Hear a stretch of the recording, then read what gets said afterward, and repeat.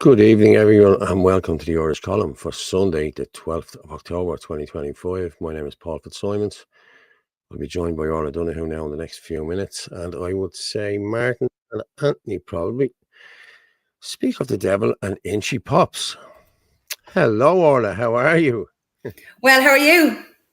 I'm good, yeah, all is good, yeah, flying, yeah. Couldn't make it yesterday, but from all accounts, it was a great turnout in the whole lot. Probably not a great turnout, but it was a great atmosphere. And yes, yeah, and somebody just texted me in. Somebody just texted me in. Ahoy, before the show starts, can you talk about the division in the nationalist movement? We will be talking about it in a while. I know you're sick of all the arguments, like us all. We are all sick of this, and we will. I'll read that out in the next few minutes, and we will be. I'm going to have to address this because it's just gotten too far now. It's gone. It's just child's play now, isn't it? That's what it's gone ridiculous. Like, you know what I mean? It really has gone ridiculous. Like, you know what I mean? It's like swing this and see who's is biggest. You know what I mean? And that's not how this movement is supposed to work. You know what I mean? And if I upset people, I upset people. I really don't care. I'm not here to make friends. I'm here to make a change. That's what I'm here for. You know. So we'll talk about the rest in a few minutes. But we have speeches there. Let me just go through some of the comments. Let me just go through. Hi all, before the show begins, I would personally like to thank Anthony for his unifying speech he made in Cork yesterday. A true leader, everything was spot on, including the optics of a leader. Thank you very much for that, you. Fair play to you, mate. Lol Cork, great name. Yeah. How are you, Chris? Paul, Sons, blah, blah, blah. Evening all, hope you're well. Yeah, all good. Hey, Angie, how's things? Hey, Annie, how are you? Hey, Marie, how's everyone? Yeah. Michael John, fair play. We've missed you the last couple of weeks. How are you? How's things? It's great to see you back there. Fair play, mate. We thought you were sick or something. You were probably on holidays, were you? But how are you, Sean? Or yeah, hey, Chris. Everyone. Yeah. How are you, Chris? How's things, mate? How's things? Saoirse in here, and hi, Orla. I hope you're okay after Cork. Nice meeting you yesterday. Yeah, Orla is the roving reporter. She goes around, and when I'm not there, she looks after everything. Fair play to her. My co-host was missing yesterday. Hey, John. Yeah, I was. Actually, hold on. I've seen his John's there now. He'll get this funny story.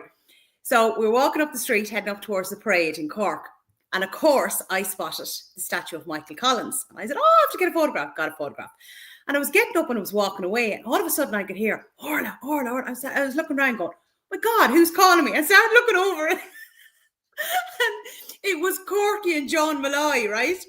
And I was like, I said for a second, I thought it was Michael Collins.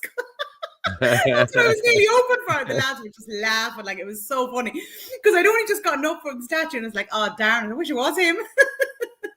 There's a statue of him outside the Imperial Hotel, you know? Yeah, I know. I've seen it. Yeah. I saw the picture. And then I got a photograph of the two lads there as well. But look, sure, as I said, there's good banter and crack, you know?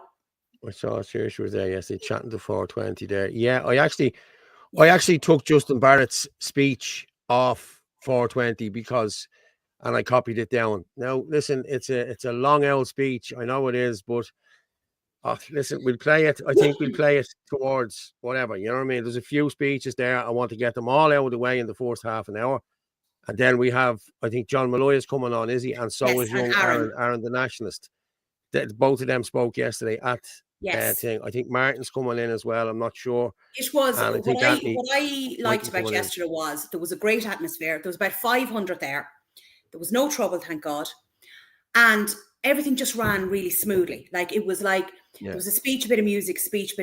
There was a bit of crack, a bit of banter, you know, and it actually went by really fast, you know, because you know sometimes at the rallies you can feel, oh God, the speeches are going on for ages. And you get that yourself when you're actually standing there filming because you're trying to stand still, you know. But I found it yesterday, the flow was it was really good. the way it went. And then there was a running joke at the end where we got up Tom McDonald to speak, and there was a step ladder going up onto the platform, like, and we were like, he doesn't even need it. One step up and there he goes. You know? Yeah, exactly, yeah. But no, I've seen a couple of the pictures and the whole lot from yesterday. But a couple of people were a bit pissed off about it, that it was hijacked. No, I don't know where anything was hijacked. Cork says no, organised this rally under the banner of the National Rally. And these people from Cork travel all around the country to every rally that's on, you know what I mean? And I thought it was very unfair that it wasn't promoted or put out by a lot of other nationalists, you know what I mean? And that's just, I'm just putting that out there. This is my opinion on this. And I think it should have been promoted more. There'd have been more people there. And what I will say is, if I remember rightly, we got slated, especially Anthony Casey got slated in April for putting out, we were given information, supposed to be viable information. Turned out it wasn't viable information by a man who was now, who's doing what he's doing, you know what he's doing now. And we sent an email to our people, and then it was said that we tried to stop people coming to Dublin. Okay. One man sent out a tweet on Thursday about, and that man was Derek Bloy, and that man single-handedly cut that march or that protest yesterday in half. A lot of people read that tweet. A lot of people listened to Derek Bloy, and not one other nationalist is calling out Derek Bloy on this one. You know what I mean? The way they did on us. You know, so you sort of have to wonder, it's okay to call out other nationalists if it's in your best interest, but it's not okay to do it if it's not. You know what I mean? That's just the way I'll leave that there. Like, you know what I mean? Well, Chair Delaney, what's Chair saying? The only thing I will say is that you should be supporting your own county. Yeah, well, that's exactly it. Chair Delaney there. How are you, Chair? Hey, Chair, how are you? By not the left-tards, but the right-tards trying to stop nationalism. Yeah, listen, I've been listening to it all day, Ger. I'm being honest with you, and I've been getting texts, and then I see Ben Gilroy coming out with shite, this, that, and the other. Listen, nationalism is nationalism. You know what I mean? Everybody is involved in it here. You don't just pick and choose who you want to sit down with and who you think is good enough to come into this. These even set up a dossier on us because we were right-wing extremists, apparently, or we were high risk. You know, the names that's on that list now, there's going to have to be an FOI put in for that, and the GDPR thing to be done on that, because if our names are on that, we need to be able to see that. So, lads, anyone who's out there, put in a GDPR request for that, please, and we can see whose names were in it and whose names weren't in it. You cannot, as I said, you cannot pick who you want to sit down with. Oh, yeah. Herman doesn't like him, or Malachy doesn't like him, or Anthony doesn't like him, or we have asked to sit down with every one of these nationalist leaders, every one of them, Herman Kelly included. And no, we'll just go with the same lie, the lie that has been perpetrated on us since last December. And people have seen through the lie now. That's why there was no people last week in Dublin, I'm telling you now.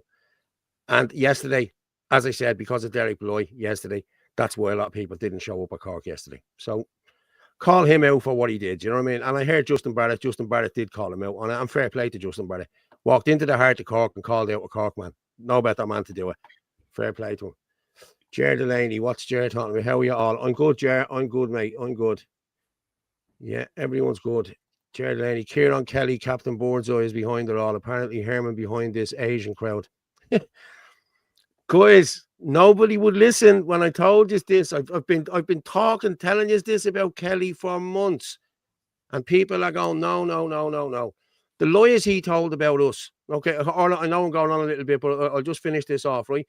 The lies that he told about us, I told everyone what happened, and I thought these people believed what I said. Apparently, a lot of them didn't, and a lot of them are on the same bandwagon now as Herman, as Malachy, as all the others are as well, saying we did this. We did none of them things, and these people know we did none of these things. But because the lie has been perpetrated so long, they have to keep the lie going.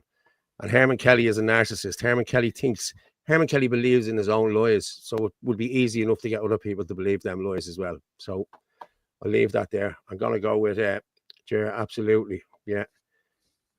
Yeah.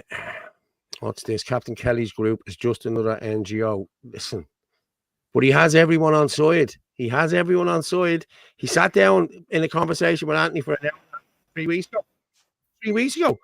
And then all of a sudden, Anthony is the bad man. Come on, will you? No.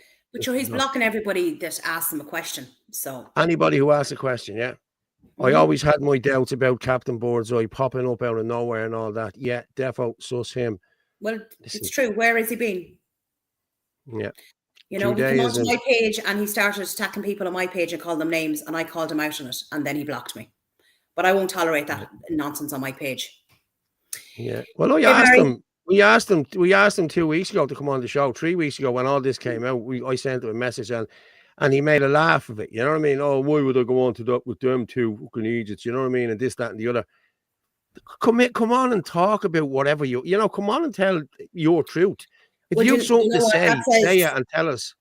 I've seen the names he's called people. I don't need to know anything more. I don't watch his videos. I've no interest in him. Yeah. Well, listen, we 500 up there. Fair play to everyone. Thanks very much. Look, let's start playing the videos. And let's start playing. Out there? Yeah, these are just a couple of videos from yesterday. Okay, so fair play to everyone. We're at the hitting 500 there. Deadly, fair play. Nice. Keep sharing it there and share it there. You can share it on Fitzy Dub on X, at Anthony L. Casey, at Rugamorph27, Ireland Force 23 on YouTube, at Irish Colmn, at Dia Laherin, and on Facebook, Paul Fitzsimons. And you'll get us on the website at all times, www.theirishchannel.com/live. If you can buy us a coffee, please do. We had a great week last Sunday, so let's see, can this Sunday be better? Fair play. Okay, let me just... Who will I go with first? It doesn't really matter, does it? Doesn't matter. Most of them kind of, look, they're in, most of them are in around the same. The speeches were actually quite quick. Justin's was a bit longer now, but the rest of them, they're all, only the few minutes, so it's good. Okay, I'm going to go with Noreen O'Shea first. Okay. Let's go with Noreen. I'm not going to keep you long here. I just want to talk about the government corruption in this country and how they sold us out. In 2017, they signed up to the Sustainable Development Goals. And here in Cork, I think people really need to realise that Cork is one of the counties in the country who are legally obliged to fulfil these Sustainable Development Goals because they're a member of the ICLEI. And so is Dublin and Belfast. But Cork has to have their goals implemented by June of next year because the Irish government is going to take up council presidency of the EU Council. And I just think Cork is really facing a lot of dark things now because they're bringing in the digital ID, they're bringing in the digital aspect, they're bringing in smart cities. They're all actually being implemented right now where they're talking about low carbon, low emission zones where the cars won't be allowed to travel in different parts of the cities because it's going for the green agenda. And I think they haven't actually implemented that now, but it's coming into play. I hear all this talk about a new political party forming and it's going to save Ireland by 2030, but that's complete and absolute bullshit. Sorry for the language, folks, but if we have to wait till 2030, this country's gone. Because it's Agenda 2030. The Irish never needed anybody to come and save them. We can actually stand up and do it ourselves. And how we do this is we have to stop. We're the ones saying we're against this digital takeover, but if you look at us now, we're the very ones bringing in this digital takeover. We're using our smartphones all the time. We're on these social apps all the time. The government don't care about the people, but they do care about money, bonds, and now data. Data is their new gold. If we switch off these social apps and start meeting up face to face, stop giving the government, stop giving them the guards where we're going to meet up. They won't know what we're doing or where we're going to go. But that's what our government is. We keep giving them all. But if we turn off the phones, the smartphones, because they're personalised, they're tracking systems. That's all they are. They're watching everything we do. We see Dublin councillors, Malachy and Gavin Pepper. They're the ones sitting in their county councils, and they're the one agreeing to the smart digital twin. Dublin's actually signed up to a digital twin. They're the ones agreeing to all this, but yet they're coming out and saying they're for the people. They're not. They're for the money. They chose the money. They chose the money. They're absolute sellouts. They're not for the side of the people because they're the ones who are bringing in this agenda. We've got ways to stop this. We can stop complying. We need to shut this country down. But in order to do that, we need to go to the people, to show the people exactly what's happening. All the documentation's there. Bring the national planning framework, bring that one, the replacement migration, because that's what's happening now. We're looking at all these numbers that's coming in. This is Ireland's year to peak with immigration. And last year was America's year to peak. This is our year to peak, so we haven't actually seen anything in numbers. Cork is actually set to, population set to increase by 111,000 by 2040 in this Agenda 2030. I mean, are we going to allow that? Like, this is our children's future. Smart cities where you can't leave it for 15 minutes. Everything's going to be digitalised. You'll have your biometrics. All of that's coming to us, folks. And we have the power to stop this now. We need to shut down the smart. We need to shut it down. AI, it's all coming to take us over. But if we start connecting with ourselves, go door to door with the documentation, gather your people, and then we come back out and we go to the Dáil and we shut them down. It's the only way it's going to stop. It's the only way it's going to stop, folks.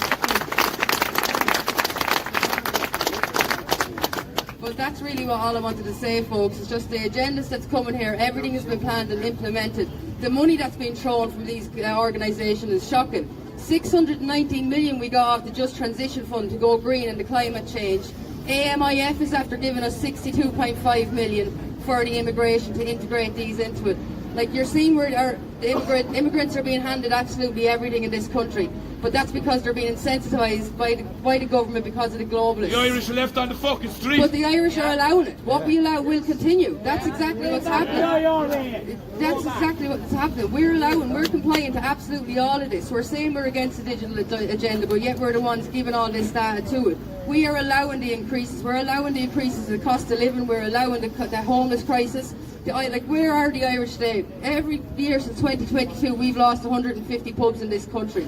We've lost 180 butchers last year. And opened up 180,000 fucking kebab shops. This is what it is. They're giving incentives. The SMEs are giving incentives in this country to open them up, and then they're giving even more incentives to go digital and go green. But they're allowing that because it's all part of the agenda. It's time the Irish really woke up in this country and realised that you're going to be your own demise unless you're going to stand together and stand united and just shut it all down, because otherwise our country is lost, folks. Well done. She's right. She is right. And there is an agenda. We know the agenda, the 2030 agenda. And she's right. We haven't got another 6 years or 5 years. Well, I featured a post there the other day where they are pushing through for the digital euro to get approval on it on the 20, I think it's the 25th of October. And there's not a word about that. I just happened to come across it on TikTok. So I'll put it up. It's crazy there. Someone's writing in blessing and says, no, the reason that Ciarán Kelly is getting followers is because of the division in our homegrown movement. I agree fully with you. You have to look who is causing this division as well. Okay. Like, as I said, like, we've sat down and we've spelt out everything and told the truth. And these people are running with lies without a shred of evidence. They're shown no receipts. I have the receipts. We have the receipts of everything that went on there. You know what I mean? But none of these people want to actually sit down and look at these receipts. They're going with the other man who has no evidence. So low IQ was all I can say there now, to be honest with you. But what have we got there? That's the WhatsApp number. Yeah, you can get us on all of them there at FitzyDub, at Neil Casey, at Rugamurph, or Enforced. Okay, I'm going to move on to another one now. Let's just go through this here. The amount of research that lady does is unbelievable. She's very good, the research she is. Now, not a lot of people like Noreen. I have no problem with Noreen. The same way as I have no problem with Dolores Cal. People are calling out Dolores Cal as this, that, and the other.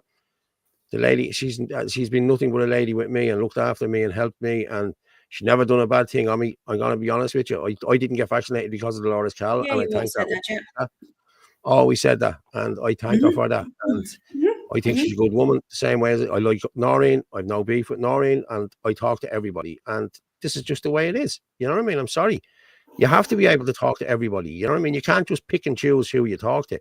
The same way as we promote everything on this show, we don't pick and choose what we promote. You know what I mean? You can't be picking and choosing what you promote. End of story. If you're going to help somebody, if you're going to help a nationalist cause, a nationalist movement, you help everybody, not just the people you like. You know, that's my take on it. Hasbro, right.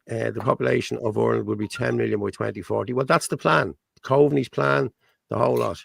Eamon Ryan said that.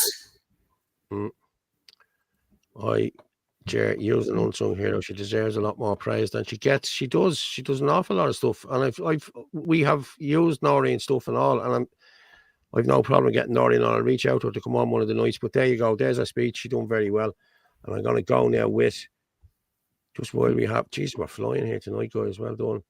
I'm going to go with. I'll go with young Aaron next. Say personally, first of all, thank you to Anita Ward, Gerard Delaney, Owen O'Sullivan and all of Cork Says No for giving me the opportunity to speak here. Speaking in the rebel county of Ireland is an honour of mine. A county where so many brilliant people have came from, apart from one we all have in mind. Micheál Martin. Micheál Martin came out and said that saying Ireland belongs to the Irish is incitement to violence and incitement to hatred. So I have a quote for you, Martin. It was Padraig Pearse who said, "Nothing that has happened or can happen can alter the truth of it. Ireland belongs to the Irish." We believe then that it is the duty of Irishmen to struggle always, never giving up or wavering until they have taken their country back. So I'm asking Micheál Martin, was Padraig Pearse inciting to violence and hatred? Was he inciting to violence and hatred when he was shot with the leaders of 1916 for his beliefs and for the free Ireland we have now? No! Our ancestors fought for an Ireland, a free Ireland for their people, yet now we take direct orders from Brussels and a corrupt government. Well, I say no, and the youth say no. We want nothing to do with a backwards idea of sovereignty. A direct quote from Micheál Martin, an absolute sellout traitor to the people of Cork and to the people of Ireland. Every single man here, Micheál Martin, is not even half of them. We are the true Irish, the true Gaels of this land, who stand against the corruption and the tyranny that has been put onto us by the Irish government. And we will not stand for it any longer. So we will take to the voting polls. We will do anything back. We will have mass non-compliance when they bring in their digital ID, because it's only a few steps away. Let's be honest. This is a treasonous and corrupt government that does not care about the Irish people, that cares more about the Palestinian people. We have a double election now for the president. We have either Heather Humphreys or Catherine Connolly. I was looking at RTE the other day when I was in the service station, and they were talking about party tricks on the news. We have 16,000 homeless, and we have not heard a word from it from our two presidential candidates. They don't give a fuck. Is this an Irish election or a Palestinian election? So I'll say one thing, we will come out and we will spoil our vote. And I guarantee you right now, if it's not your generation that takes this country back, it will be mine.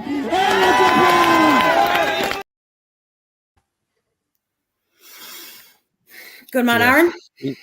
I like Aaron. I really do. Drew Cook just sent a message there. Can everyone say a prayer for Anna Harvey? Anna had a heart attack over the weekend. She is doing well. Was talking to her earlier. She has major surgery tomorrow. Please, God, Anna, we'll say a prayer for you. Please make sure Anna is all right. If everyone could do the same. Another great speech from Cork. Yes, good boy. Joan, how are you, Joan? Kieran Kelly came from nowhere, and according to his poster boy James Conway, everyone bar the people who are with the wild geese are insignificant. Exactly. There you go. You heard it tonight. Like, I seen the video myself. I seen it this evening. I thought, who does this guy think he is? Like, you know what I mean? It's just ridiculous. I'm going to go with this next one. Okay, let's go with Tom MacDonald. This road, John Malloy, Anthony, everyone. And it's great that they've shown a bit of unity among us all, different groups. We have different ways of fighting this, and we think different, and that makes us unique. That's why we're Irish. We don't all agree. Justin says this or if Anthony says that, I may or may not agree. I might agree with 70%, but I won't agree with 100%, and they wouldn't agree with me. So don't worry about people not agreeing. But we're here because our country needs us to be here. Yeah. That's the reason we're here, and we're here in Cork.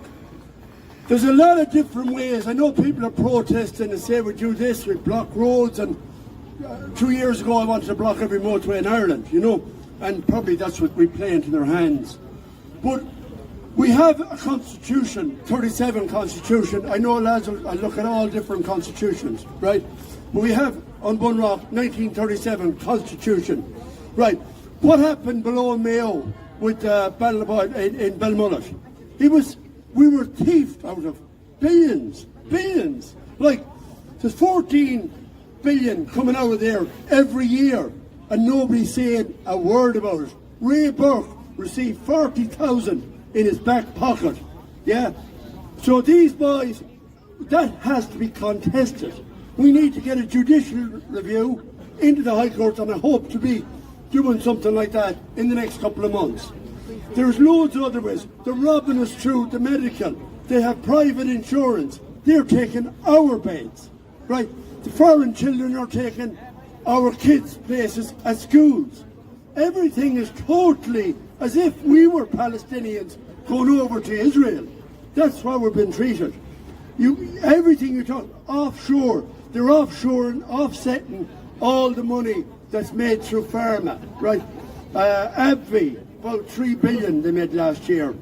8 billion. They're all circled through Luxembourg, Switzerland. Nobody's talking about it. Nobody's opening their mouths about it, and never will. This is stuff we can do. We don't, all those people here today, anyone listening in, set up groups, set up co-ops, and how you would take them on through your constitution. Before this goes into real shit, and it's heading that way in a few years' time, because people will just it'll go bang when this digital ID, digital currency and everything, people won't accept it. And then they will want to fight when it's at a late stage. But what we can do at the minute, fight them through the courts, go into the High Court, the Supreme Court, we can address this. We can ask them how that deal was done down, that was illegal, because he was a minister, Ray Burke had his influence at that time, and he took a bribe. So that cannot be legal, it has to be contested. So if we have those ideas, you see Lidl, Aldi, everything that's sold in this country, same thing, it's diverted offshore. They're paying that, they are just, say we need postage or we need signs made. They'll form a company in Switzerland or in Luxembourg and they'll offset the money through that. That's how they're mugging us. It's every year. We should be living in the best country in the world, which is the best country, but we're just been robbed. But we need to point that out and do that through the courts. So set up co-ops, and we need co-ops going forward, because when the digital ID and digital currency and all that comes in, we will not accept it. So we need to congregate, because we will have to. Yeah. Councillors need to tell the truth, yes, about what? I can be fighting things, Noreen, on 100 different levels. I'm at every fucking rally, I'm everywhere, I'm doing everything. Spending a day and night reading on computers what they're doing about locking us down. Misleading the people, that's what they're doing.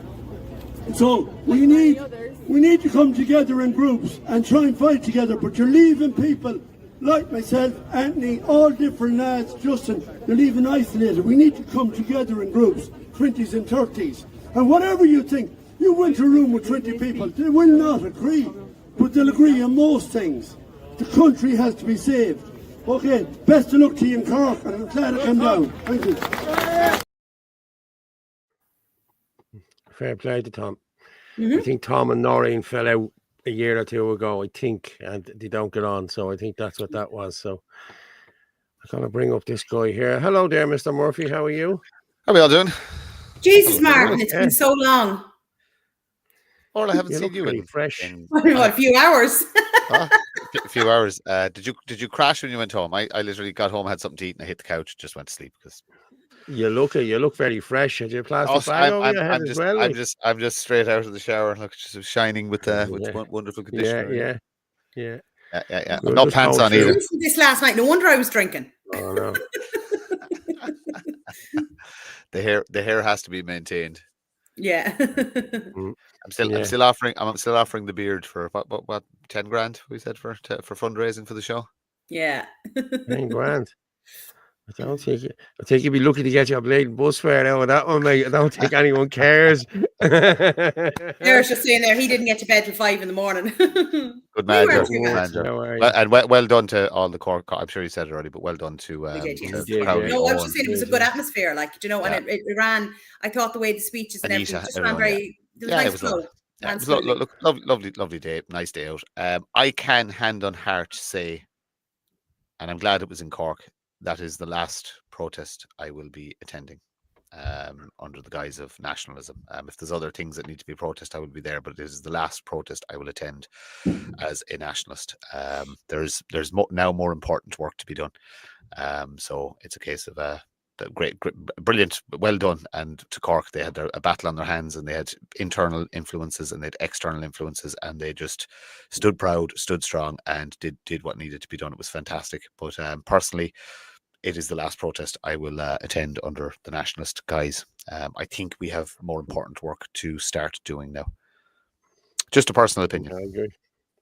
Yeah, well, I'll be honest with you. I said I was finished with them, but I was definitely going to the Cork one, and you know what happened. Like, you know what I mean? I just couldn't make it, and I was disgusted I couldn't make it, especially when I woke up this morning to all the crap that's been thrown out around it about it. You know what I mean? So I'm going to lead on here now. Listen, people. Justin Barrett, like him or loathe him or whatever you think of Justin Barrett, this is a good speech, and I would listen to the whole lot of that speech, please, if you can. It goes on for about 14 minutes. It's very good, and he nails a few things there, you know what I mean? And as I said, I have no problem with Justin Barrett. Justin Barrett wants what's best for this country. He might have a different way of going about it, but that's exactly what he wants. And I'm just going to play this here now, and we'll come back and talk about it, Martin, okay?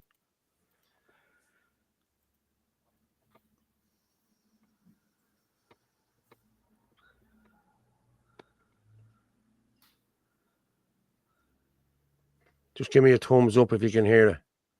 I hope you are like a senior in the joke. He better be speaking. This man better be speaking. But you wish a Portugal,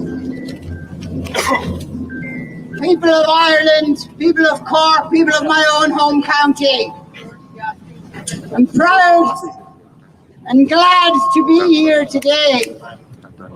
The bar, I have to say, by the friends down below has been set pretty low as far as speeches are concerned, because the very fact that I'm speaking at all is against their best wishes. Let's phrase it that way. These are the people who decided over last night that they would take down the tricolour of Irish freedom.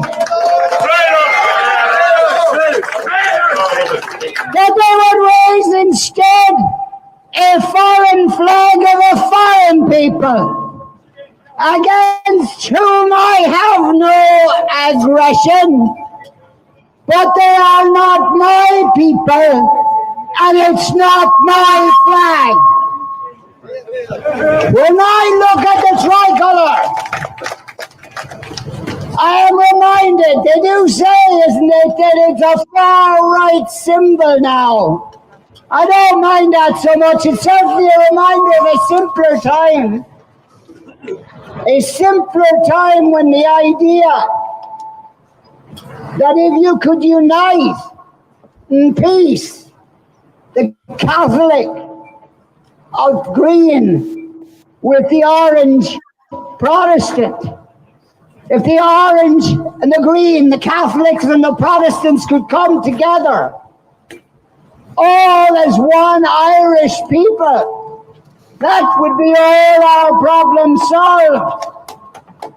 Simpler times. Simpler times. See, the problem they have with the tricolour is there's nothing there about Islam, and there's nothing there about Judaism, And there's no Sikhs or Buddhists or Theosophists or anything else.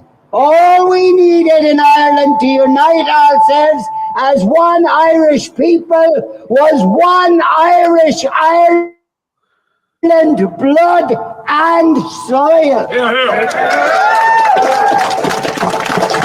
And that is what the flag represents, and that is why they hate it. And that is why they were raised on the other flag than the flag of the Irish people united.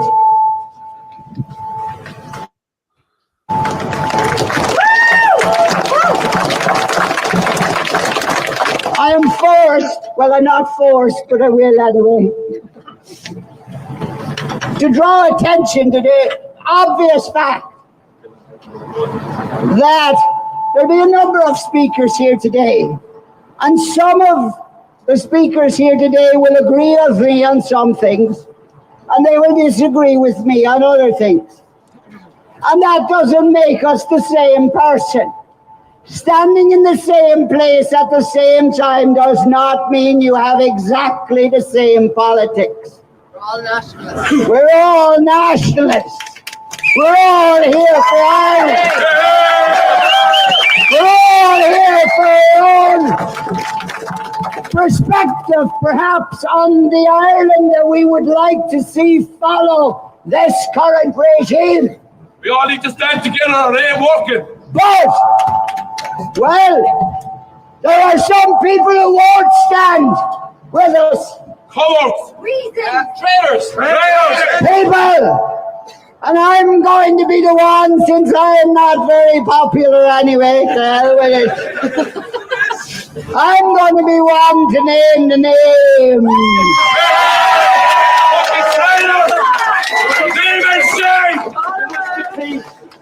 The post put up last night by Derek Bly was an incitement to those people down there to attack you people here. And we know the mettle of him now. Michael Leahy's refusal to be seen in the same place at the same time with an Irish nationalist is cowardice and treason. Colmn Kelly's refusal to work with anybody but the Unionists from Scotland.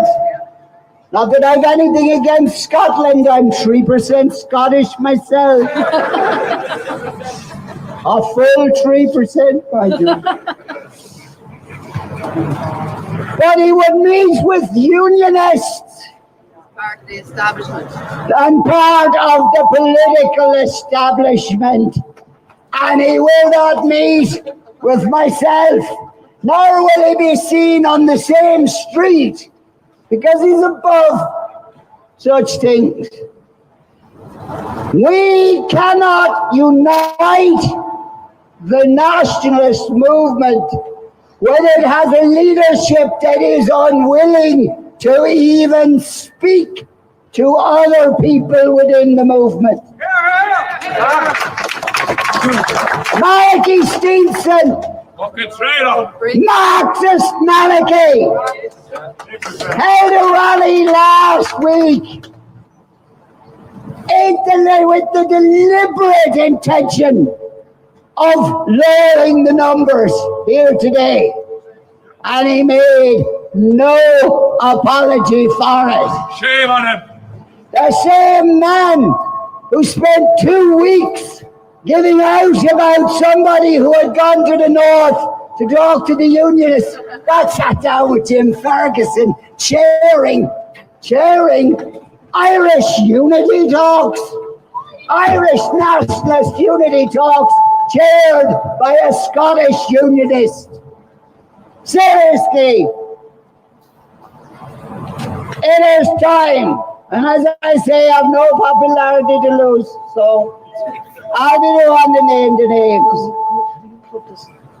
Those people have betrayed you They have betrayed your children.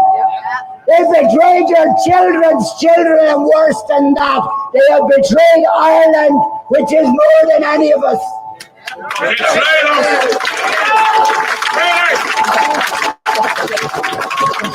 Now I have been accused of not being interested in electoral politics, and to a certain extent there is some substance to that. In terms of taking part in elections and in terms of voting our way out of this, my doubts are high. But the reality of the matter is that we must have behind us, starting with this crowd here, starting with the crowds we've had in Dublin, we must have the majority of the Irish people behind us. We must have the will of the people. Democracy in Ireland is not the will of the people. Maria Steele, not my perfect candidate by any manner of means. Far too centrist for my liking. But far, far, far, far, far right as far as Dáil Éireann was concerned. And too far right to even be allowed on a ballot paper for you to mark her name or not. Tell me that is a functioning democracy. That is the will of the people, where the candidate isn't even permitted on the ballot paper, never mind be voted for. This time, when it comes time, October the 24th, by the way, those of you who have been misled by Mr. Kelly, don't turn up on the 25th. The schools will be back open. And you'll only be spoiling lunch. I suggest you turn up on the 24th and spoil your vote. That is your vote. That is the voice of the people. That is the will of the people. And some people will say, well, that's not democracy. Well, if it's not democracy, I don't give two damns. I want the will of the Irish people. I want the freedom of the Irish nation. I want a future for our Irish children. And if that's true to the ballot box, then that's one way. And if it's true another way, then it's true another way. But one way or another, we shall have it. And we shall have that unity. Not by uniting on the lowest common denominator, but we will unite the nationalist movement behind a leadership and leaders who, above all else, whatever their ideological bent, whatever place they are on the political spectrum, tell you the truth. That is not too much to ask for. That is not too much for ask for. Instead of optics, we have to reach Middle Ireland. Middle Ireland voted for gay marriage. Middle Ireland voted for abortion. Middle Ireland doesn't belong to us right now. We have to win Middle Ireland back.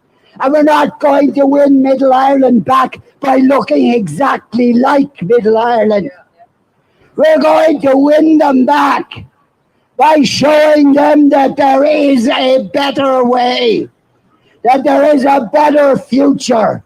And we damn well better come together and figure out what that future is that we want. There's where unity lies. There's where unity lies, not in power-sharing agreements between party political leaders, and not even in smoke-filled rooms anymore. They don't have the audacity to light a cigarette. But not in secret rooms where secret photographs are taken and then everybody denies any knowledge of the meeting really taking place afterwards when they're published. I've never been anywhere. No photograph exists of me, at least not for public consumption. Which I am afraid I would have to deny that ever happened or I wasn't happy with. We need a leadership which is honest with the Irish people and the Irish movement. And we need also to realise that there is no soft way to freedom.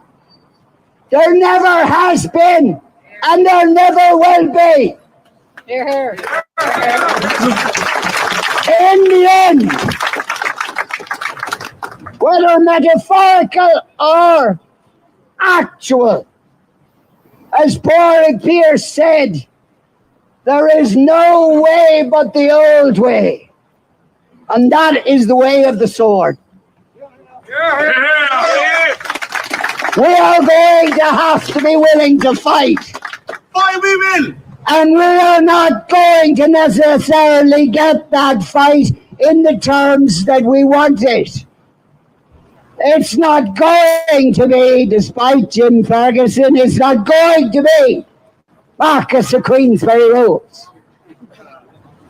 We are, and I would leave you with this thought from Cork's own General Kevin Barry, who said, they went down, and I'm thinking of our friends across the road there. They went down into the mire to destroy Ireland's and us. And down into the mire after them, we have.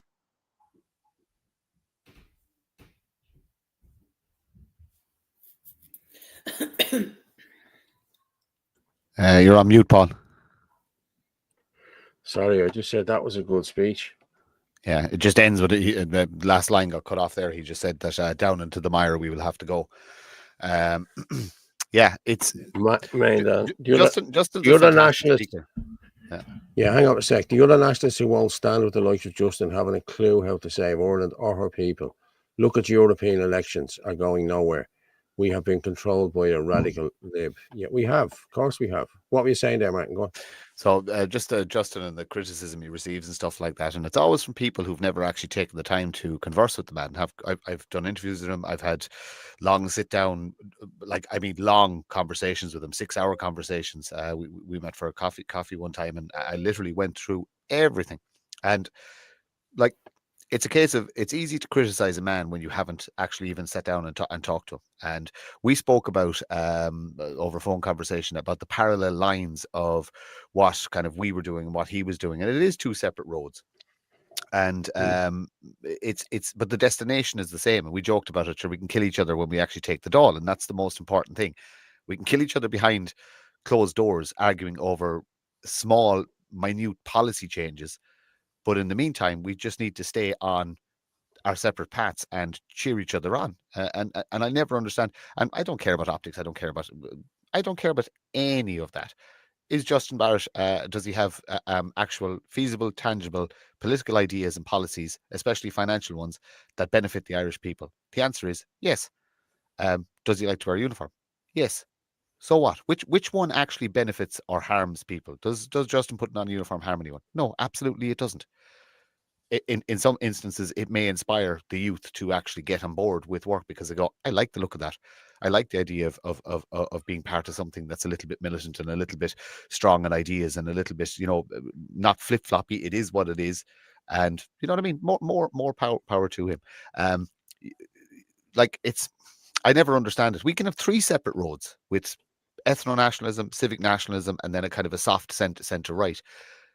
Justin said 5 things if you can get 5 things we can agree on, we can all work together. It's about, and this is what I think a lot of us have forgotten all across the movement, leadership and things.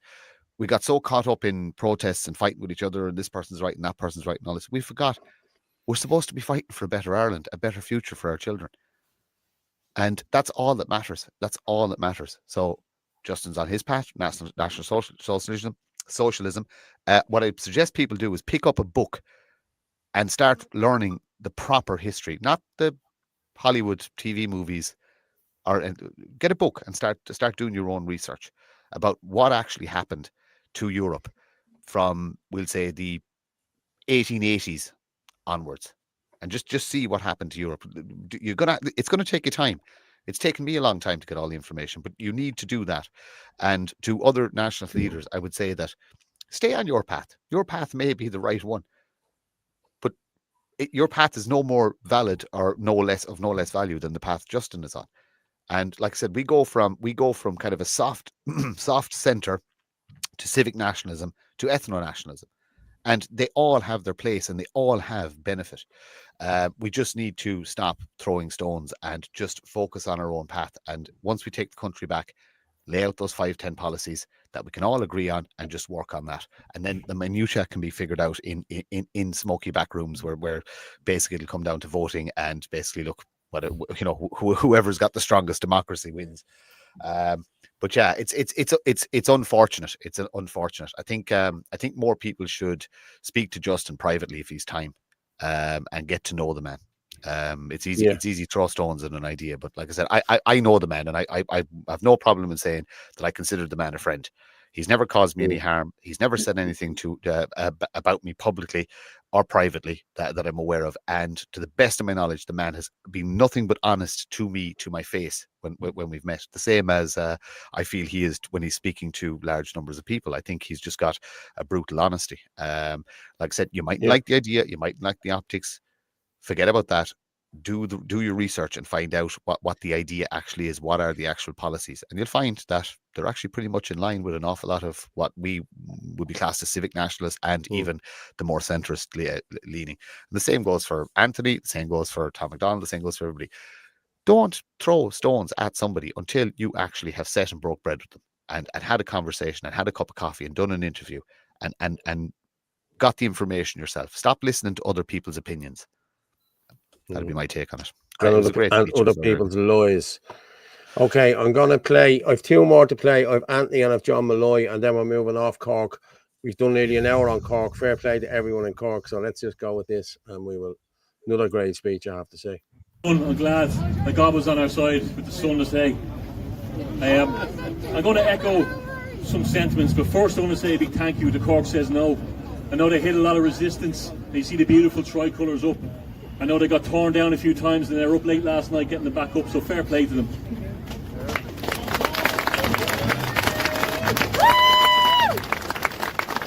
They only have it in the rebel county anyway, the Fighting Irish. Yeah, I'm going to echo some things that both speakers already have said. One about the slandering campaign, and I guess this is all coming to the light a little bit now. I am, like Justin, I've got a lot of controversy since I came to prominence in the movement, and I often wondered where this was coming from, and I think that the state have revealed themselves in the last few months. I think it's very important to know that the people standing here, a lot of them have heard lies about me, probably lies about Justin, but it shows who shows up in public and is willing to talk them out. That says it all. And the people are hiding today, and they are hiding behind pushing others out. If they wanted unity, they would have asked everyone to a warehouse, or maybe not a warehouse, that sounds a bit dodgy. I wouldn't have went to that now, to be fair. But all is equal sitting down. Right, 5 policies on the board, can we all agree with it? Those who didn't can leave, because they're not for us. We need to stand up and make sure we remember the Fighting Irish history in this country. You look at the history of some of these people, where they come from. A lot of their history has been erased and wiped. I can tell you that all my family are from Phoenix Park in Dublin. My great-grandfather, Leo Casey, was a gatekeeper for the veteran IRA at the Gate Lodge. And he fought at 18 years old to the Easter Rising and the War of Independence. And my grandmother's side was Kevin Barry. And I remember a family story said to us because it kind of resonates with me lately. I'll share it here today. On the fateful Easter morning in April, they were all standing over the bridge at a rail yard, and the commander said to the battalion of freedom fighters, the English are on the way down that railroad, and for those who don't want to be here, this is your last chance to walk away. And men did get up and they walked, because they knew it was a losing battle. 100 years later, I stand here, Anthony Leo Casey, still my family fighting for Irish freedom. But it's not the Brits coming in the rail yard anymore. It's the globalist who's infiltrated the state. Don't think for a second they haven't infiltrated the nationalist movement. Because of course they would. But they're rearing their heads now and we can see them.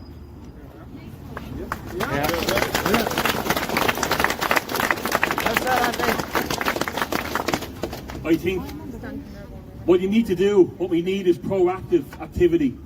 The likes of Clan Éireann, Shinadina. These are proactive things for Ireland. They're not part of the state. And that's why you get these smear campaigns.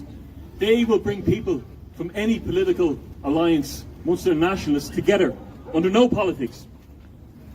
Because they know what has to be done. And this may come that things will get a lot worse.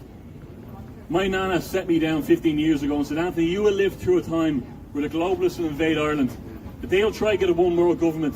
They'll try roll out a government ID, a digital ID, and lock you down. But if you resist, you save your soul. And that's what we must do. Resist. But Noreen is right in what she's saying. That is coming very fast. Cork, Tralee, Carlow, Ennis, they're all piloted right now. The South Eastern Assembly, look it up online. It was taken down a few times, so it's back up. Problem, reaction, solution. The problem will be flood the country full of crime. The reaction is civil unrest, and solution, surveillance state. And you know that the propaganda works on all too many. As Justin said, these people will vote it in. So we need to call that out. That's an important message before politics, because like Justin, I don't believe this will be won in the ballot box. In fact, I'm sure of it. I've seen it. We have the receipts. So we need to come together on the ground. And I'll shake hands with any person here today and mark my words of it. Hold me accountable to it.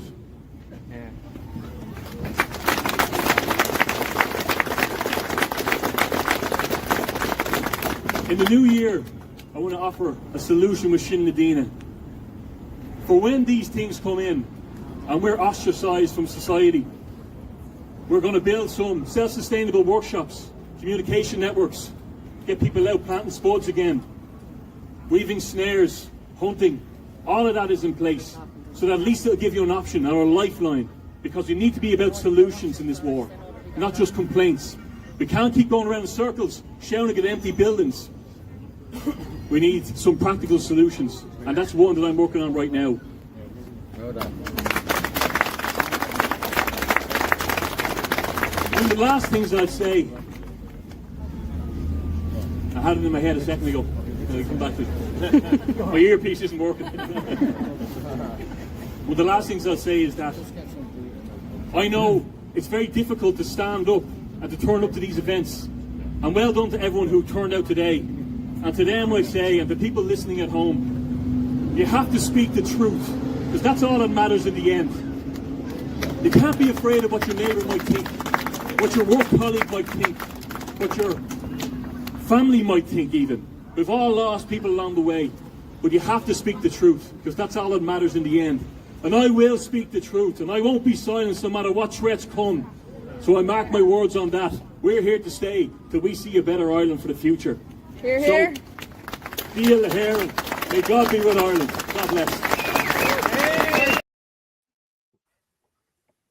Brilliant. Great speech as well. There's some great speeches, I have to say. Was, yeah. Yeah, no teleprompter, straight from the heart. Exactly. Now, yeah. Nobody had like everybody. As I said, everybody just spoke from the heart. There was no, nobody was reading off a script or anything like that. was a great event, very, very, very well run, Yeah, despite all the disruption. So just a big shout out to all the Cork people involved in that. Yeah, they put an awful lot of work into it. They were brilliant. Actually, they were fighting a street war in the nights as well with the flags and stuff like that. Like, so they were all sleep deprived. There were numerous threats. There were dead. But listen, it went off absolutely fantastic. It did, and people actually messaged and me. not only that, they were putting up Indian flags, you see, in Ireland as well, but they were also taking down flags and putting up Palestinian flags in Cork as well. Yeah, like, talk about rubbing your nose in it. Like, come on, like, you know what I mean? That's to get a reaction. That's all that was, you know. But as usual, Mark, and you will get this now. A few people messaged me actually, and they just said there seemed to be a great atmosphere yesterday, and I said there was a really nice atmosphere. Yeah, so the sun was shining. It was absolutely fantastic. The weather was beautiful. Days. Look, do you know what? We know we're good people. You know what I mean? It's as simple as that. We're not rabid animals like the left. We're good people. We turn up, we talk, we chat, we smile, we laugh, we joke. We do our protest. We arrive, we listen to our speakers, and then we go home. Or people go for a few drinks and stuff like that. And there's never any. The only trouble that's ever caused these are caused by people who are not involved in our movement. And that's just the reality of it. But again, I think I'd say that just from a protest point of view, it's done now. I think everybody just needs to start turning local. Look local. See what you can do in your locality. See what you can do. John Malloy's thing coming up there is very local based. Start getting involved in the local organizations, the tidy towns, the etc., because we've gathered all the people that we're going to be able to gather. Now it's about getting into your own community at home, and the ideas that you've talked about, and you've met people from Dublin and Donegal and Galway and everywhere, and you've discussed. You know, we have all the talking points now. Now get on the ground. Get on the ground in your locality, your village, your whatever. Go to your town meetings. Go to whatever's happening in your area, and just politely and gently put out your stall to say, well, actually, I think this is a better way forward, or actually, I think we need to do this. You know what I mean? And that'll be the next type of protest. Make it all local. Just make it all local. Right, I'm going to finish off now with John Malloy. So this is 5 minutes. So let's listen about John, and then we'll come back and we'll finish. That's Cork finished then. And brilliant. Fair play to Ger, Owen, Anita, everybody who was involved, Crowley, 100%. The whole lot, anyone that was involved in it. Good job. You've done a great job, lads. Well done. So I'm just going to play John's one, and then we'll finish it up. And John Malloy. Together over the last 2 weeks. One, you had a team beside you, but you're good crew behind you. And you've been through the hell and back. And listen, hats off. Well done. Well done. To the lads that have been before me here, gentlemen, I'm humbled. I'm truly humbled to be on the stage with you lads, Anthony Casey, Mr. Bard. Truly humbled to be here. But folks, everybody says we have a problem in this country.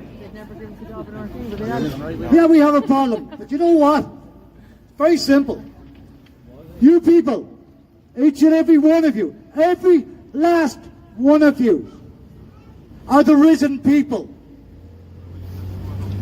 We're rising up out of the ashes. We know exactly what the government has done, what their agenda is, what they're trying to do to us. Are we having that? No. Are we having it? No. That's what I want to hear. Now I'm asking every one of you that's here today to go back to your town, go back to your village, go back to your county, go back to your family, your friends, your relations. Talk to each and every one of you and tell them, don't ask them, tell them we're going to save this country from being run down into that abyss. We're going to pull it up out of the abyss on the 25th of October. How are we going to do that? Very simple. And we have the brochures here for anybody who wants to get them and distribute them in your own town with your own people. On the 25th of October at 12 o'clock, we have a national lockdown. This is phase one of an ongoing phase. We're in this I'm in this for the long haul.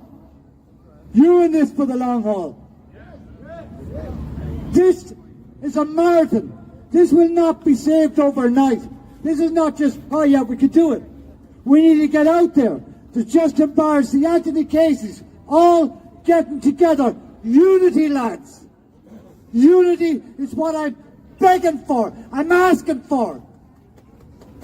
I'm telling everybody, get together. On the 25th of October, your town, get out there. Stop the village. Stop the traffic. Do what you have to do. In solidarity with every other town throughout this country. At this moment in time, we have 25 towns that are signed up to doing this. They're fed up to go up to Dublin to a march in Dublin. They're fed up of all that. They want to do their own thing in their own community and rise up as the risen people. That is direct action. And that's what we got to do.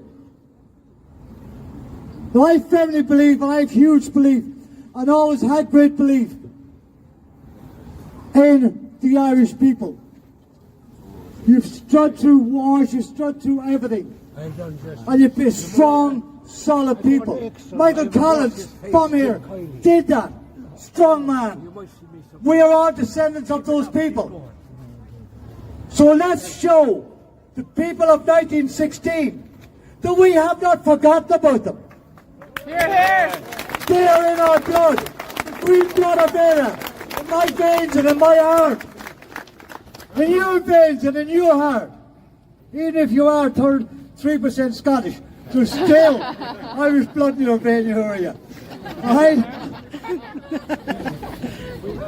So folks, I'm sorry, watch all it won't fall off. I love how she's looking after John. Isn't that great? God bless you. So folks, look at, there's brochures here, flyers. Grab a few, bring them home, reprint them. And whatever town is getting on board, GM us. We already have to say have 20 towns on board. We are making a crew of all that. This is a national network going forward. What that basically means is down the line, not that far down the line, we will have a national protest movement. We will have a network in this country of people standing up together. So if I ask you to do one thing for me, and thank you for listening to me, and I appreciate all the likes and follows and shares on Facebook and God knows what. I am humbled. I'm only an old man from up in Donegal. But I believe in my heart that I, you, and everybody else can save this country for my kids, my grandkids, your kids, your grandkids, and for the future of Ireland. Éireann go Bragh.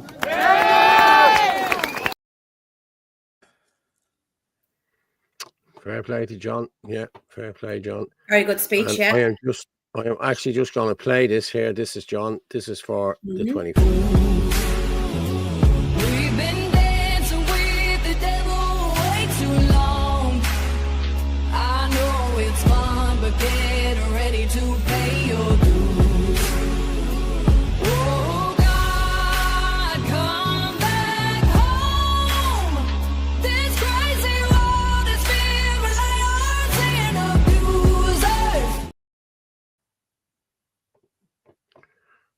The Micheál Martin flags. I don't know where you can get them. I can find out for you. Somebody put in the chat there if you can.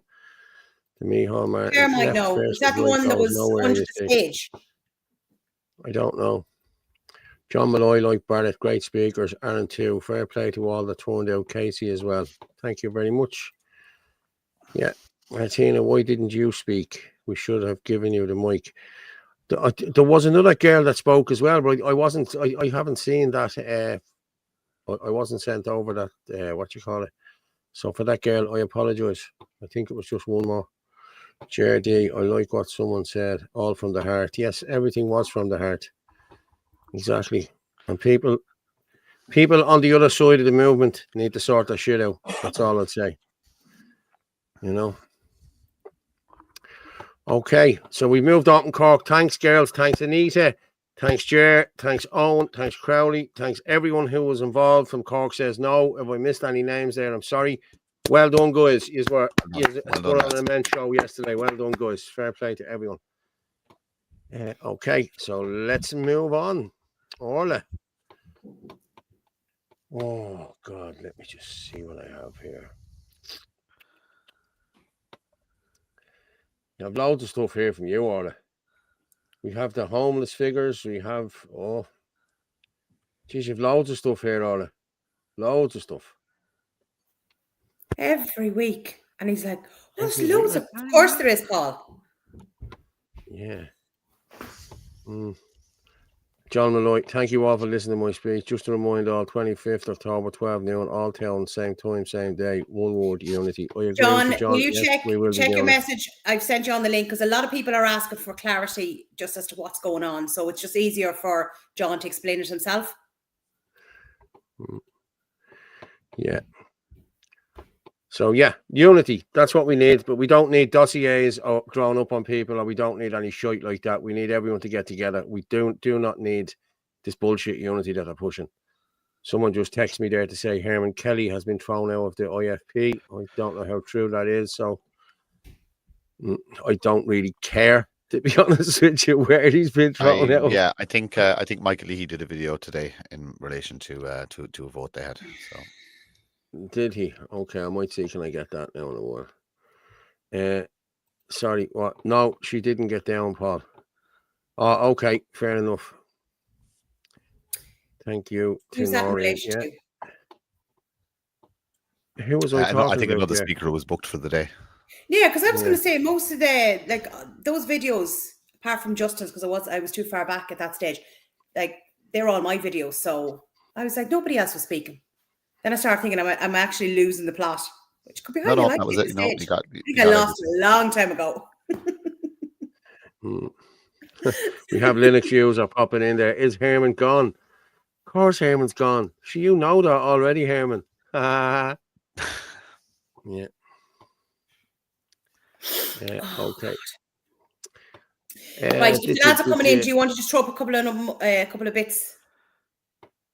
Yeah, we get the lads. Did you send the lads on the stuff? I have sent them on, yeah. Okay.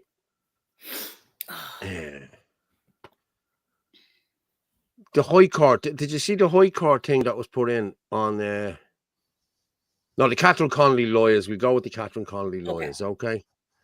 I did not get to see this yet. Did you not get to see this? No, I didn't get a chance. Now we've all seen that young lad. We've all seen how well spoken he was, how nice he was. Listen to what this wretch had to say. The problem was Mr. Burke stood up, shouted, actually. Okay. Can I ask a question, Catherine? I'm a student. I couldn't quite hear his question, to be absolutely straight. I couldn't quite hear it, and kept shouting. I'm a law student here. And it left the students standing there doing their best, trying to cope. Okay.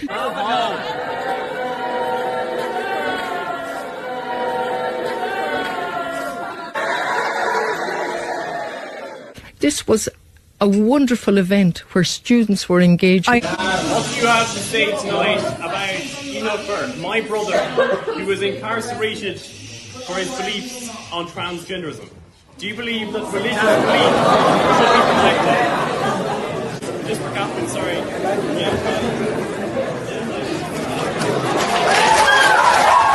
Nobody was carried out.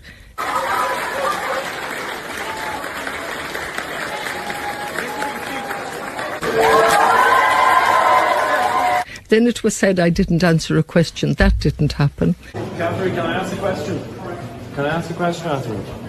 You were talking on Joe Bromley yesterday about the importance of questions and debate and all that. So if I was to bombard you now and kept speaking over you and just ignored you, it wouldn't be very helpful to the debate.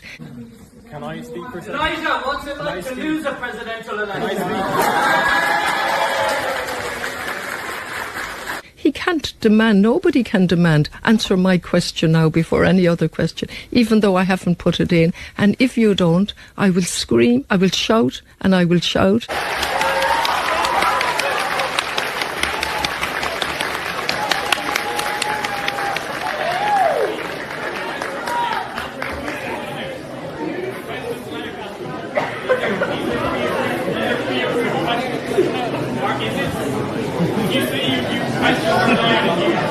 When he was asking his question, he was shouted down by other students in that. To me, that wouldn't denote an environment where free speech is encouraged. That's not accurate, Alison, you see, I was there. I saw everything. I don't think you can have it both ways. I'm giving you the facts as I sat there. Actually, the student body were very patient. Eliza Burke shouted his question over and over, and I couldn't hear his question. I could hear the shouting. I'd really love to tell the people why I'm standing as president, as opposed to talking about a young man that came in. Catherine Connolly's lips were sealed, sadly to say, and she wasn't going to say anything. She wasn't going to engage in debate. And I think this is sad because, you know, she was talking yesterday on with Joe Brawley about how it's so important that people have the ability to speak and to talk, and that we shouldn't be shutting down debate. And yet tonight, in the University of Galway, right here in the concourse in the Colmn Theatre, that's exactly what's happening, and her lips are sealed. She's not saying anything. So I think that's sad. And you know, we have the Gardaí then, they're protecting Catherine Connolly from questions, and certain questions aren't allowed and are unsafe for Catherine Connolly.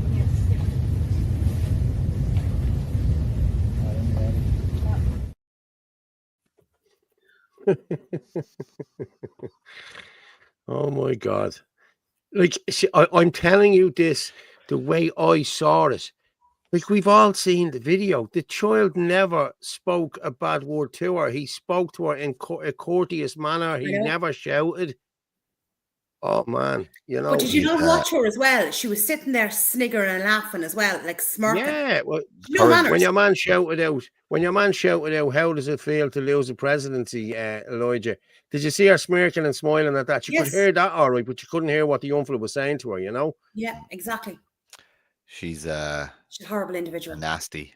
I made a joke there about we've got two grandmothers running for the presidency. We have the kind of dopey one you don't mind going to stay with because, you know, she's got nice cats, and then we've got the mean, nasty, bitter one that no grandchild wants to stay with because she's fucking horrible. And that's your presidential choice: your dopey granny or your nasty granny. I have the man at the hour yesterday, Mr. John Malloy, down below here. Hello, John. How are you? All right, John. Hiya, folks. How are you? Hiya, folks. How are we doing? Good. I will pause this thing. Hang on a second. I'm watching on TV, like. Pause. Jez, we're on the telly, lads. Yeah, I know. We're on the telly. We're on the telly. Pause. How did damn gob shows get on the telly? What? I don't know. This is what John sends me. Look, he goes, look, you're on the telly. You're not on the telly anymore. The power of that joke. See that thing there? It's brave. How are we doing, folks? How's everything? Good.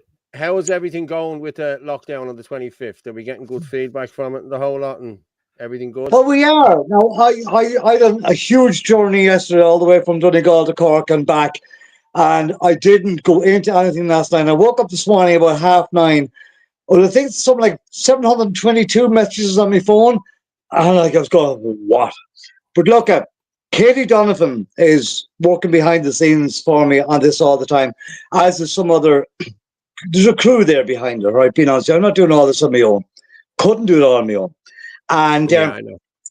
Today we added in another 4 areas to the list of towns that are involved. Now we're hoping that after yesterday and after some stuff we put out today as well, we're hoping to get up. Look, I'd be happy with about 25 towns, but look, I'd even be happier with 50 towns. Like, you know what I mean? So I think genuinely, I think this is the way to go. And as Martin homed in on there earlier on, and thanks, Martin, for that, you know, getting into your own local communities, your own tidy towns, all that sort of thing, that all helps. I just want to go back a second, if I can, if you don't mind me here, Justin Barrett, you know, what a legend. And I don't care what people say about Justin. I've talked to Justin, and the man is a huge brain, and he's so much power and so much power inside him. And like, there's an awful lot of bantering going across there today on WhatsApp groups. As I said to somebody, look at, if you go into a bookshop and you see a book with a lovely glossy cover on it, and you pick it up and you buy it and you bring it home and you go 3 or 4 pages into it and you go, Christ, that's not what I thought it was all about. Look, you have to go into the book, you have to read the narrative, you have to talk to the person before you can make any assumptions of them in the first place. Or indeed anybody, let it be Anthony or Martin or you or any of you, Orla, Fitzy, any of us. You have to talk to us before you can actually make some sort of a comparison. And I'd ask anybody out there, look, if you have a problem with any of us, pick up the phone, talk to us. We'll sit down and break bread with anybody. Not a bother, you know what I mean? That's all I got to say on that. Slide that aside. The 25th. At the moment, it's going great. We're putting it out there left, right, and centre. And the whole idea is it's a very simple concept. All through this last few months, and every protest I go to, whatever, there are people asking me, and saying to me, I couldn't get to Dublin or I couldn't get to Galway or whatever. This is now a golden opportunity for everybody to get out in their own town, do their own thing. We have a constitutional right to go out there and do a peaceful soiree, protest, whatever the case may be. Now, some people there's different ideas, and they're all floating back into us. And there's different ideas from an all-out protest or an all-out rally in the town, or there's some people doing a travelcade, all different people doing different things to highlight their disgruntlement, for the want of a better word, with the cost of living, the homelessness, the housing crisis, and so on down the line. There's so many different elements on this. And the only way we can do it is by getting everybody out, same day, same time. You know, sometimes we can't do it. You can, because the simple reason how you can is that everybody is behind you. Everybody is with you. Everybody's on the same page. Every town is the same day. So you're not on your own. As I said there in my speech, we have a PDF flyer for anybody that wants to print it in their own town and print it out and hand it out to the local residents and let everybody know what's happening on the day. We can, if you haven't got that facility, we can send them out to you. All you got to do is give us a DM and we'll send them out to you. We also have a link there that we have everybody that's organising this all on the one group page. And that way they can liaise with each other, talk to each other about what's going on and what's going on the day. I will remind everybody here that this is not a once-off. This is just not a one-day thing. This is going to be a continuational thing down the line. There's going to be another one of these probably by the end of November with maybe more impact. It probably will be midweek. And all that goes with that. But first things first, let's cross the first hurdle first, getting everybody together on the same page, same day. With the emphasis as we go down the line, as I said yesterday, to having a national network and having a national protest movement going forward. Having a network of people in every town and every county in Ireland working together and on the same page. And that's where we're sitting at the minute, right now, at this moment in time. Very good. And John, will you be putting out more and more information, you know, as the days go on? It's just, I know there's a lot of people are a little bit confused about what has to be done or what they're supposed to be doing. And, you know, so I think that the more information's given out, the better. Well, I agree with you, Orla. And, you know, we're kind of, look, this is not a dictatorship by any means of format. It's far from it. This is about everybody getting out and getting a little group of people around them. Let them get wherever they are, whatever community they're in, and saying, okay, look, what can we do on the day to show the government that we are mightily pissed off with the price of everything going up, the fact that my son or my daughter can't get accommodation in Sligo or Galway University or Cork, whatever the case is, because it's costing a small fortune.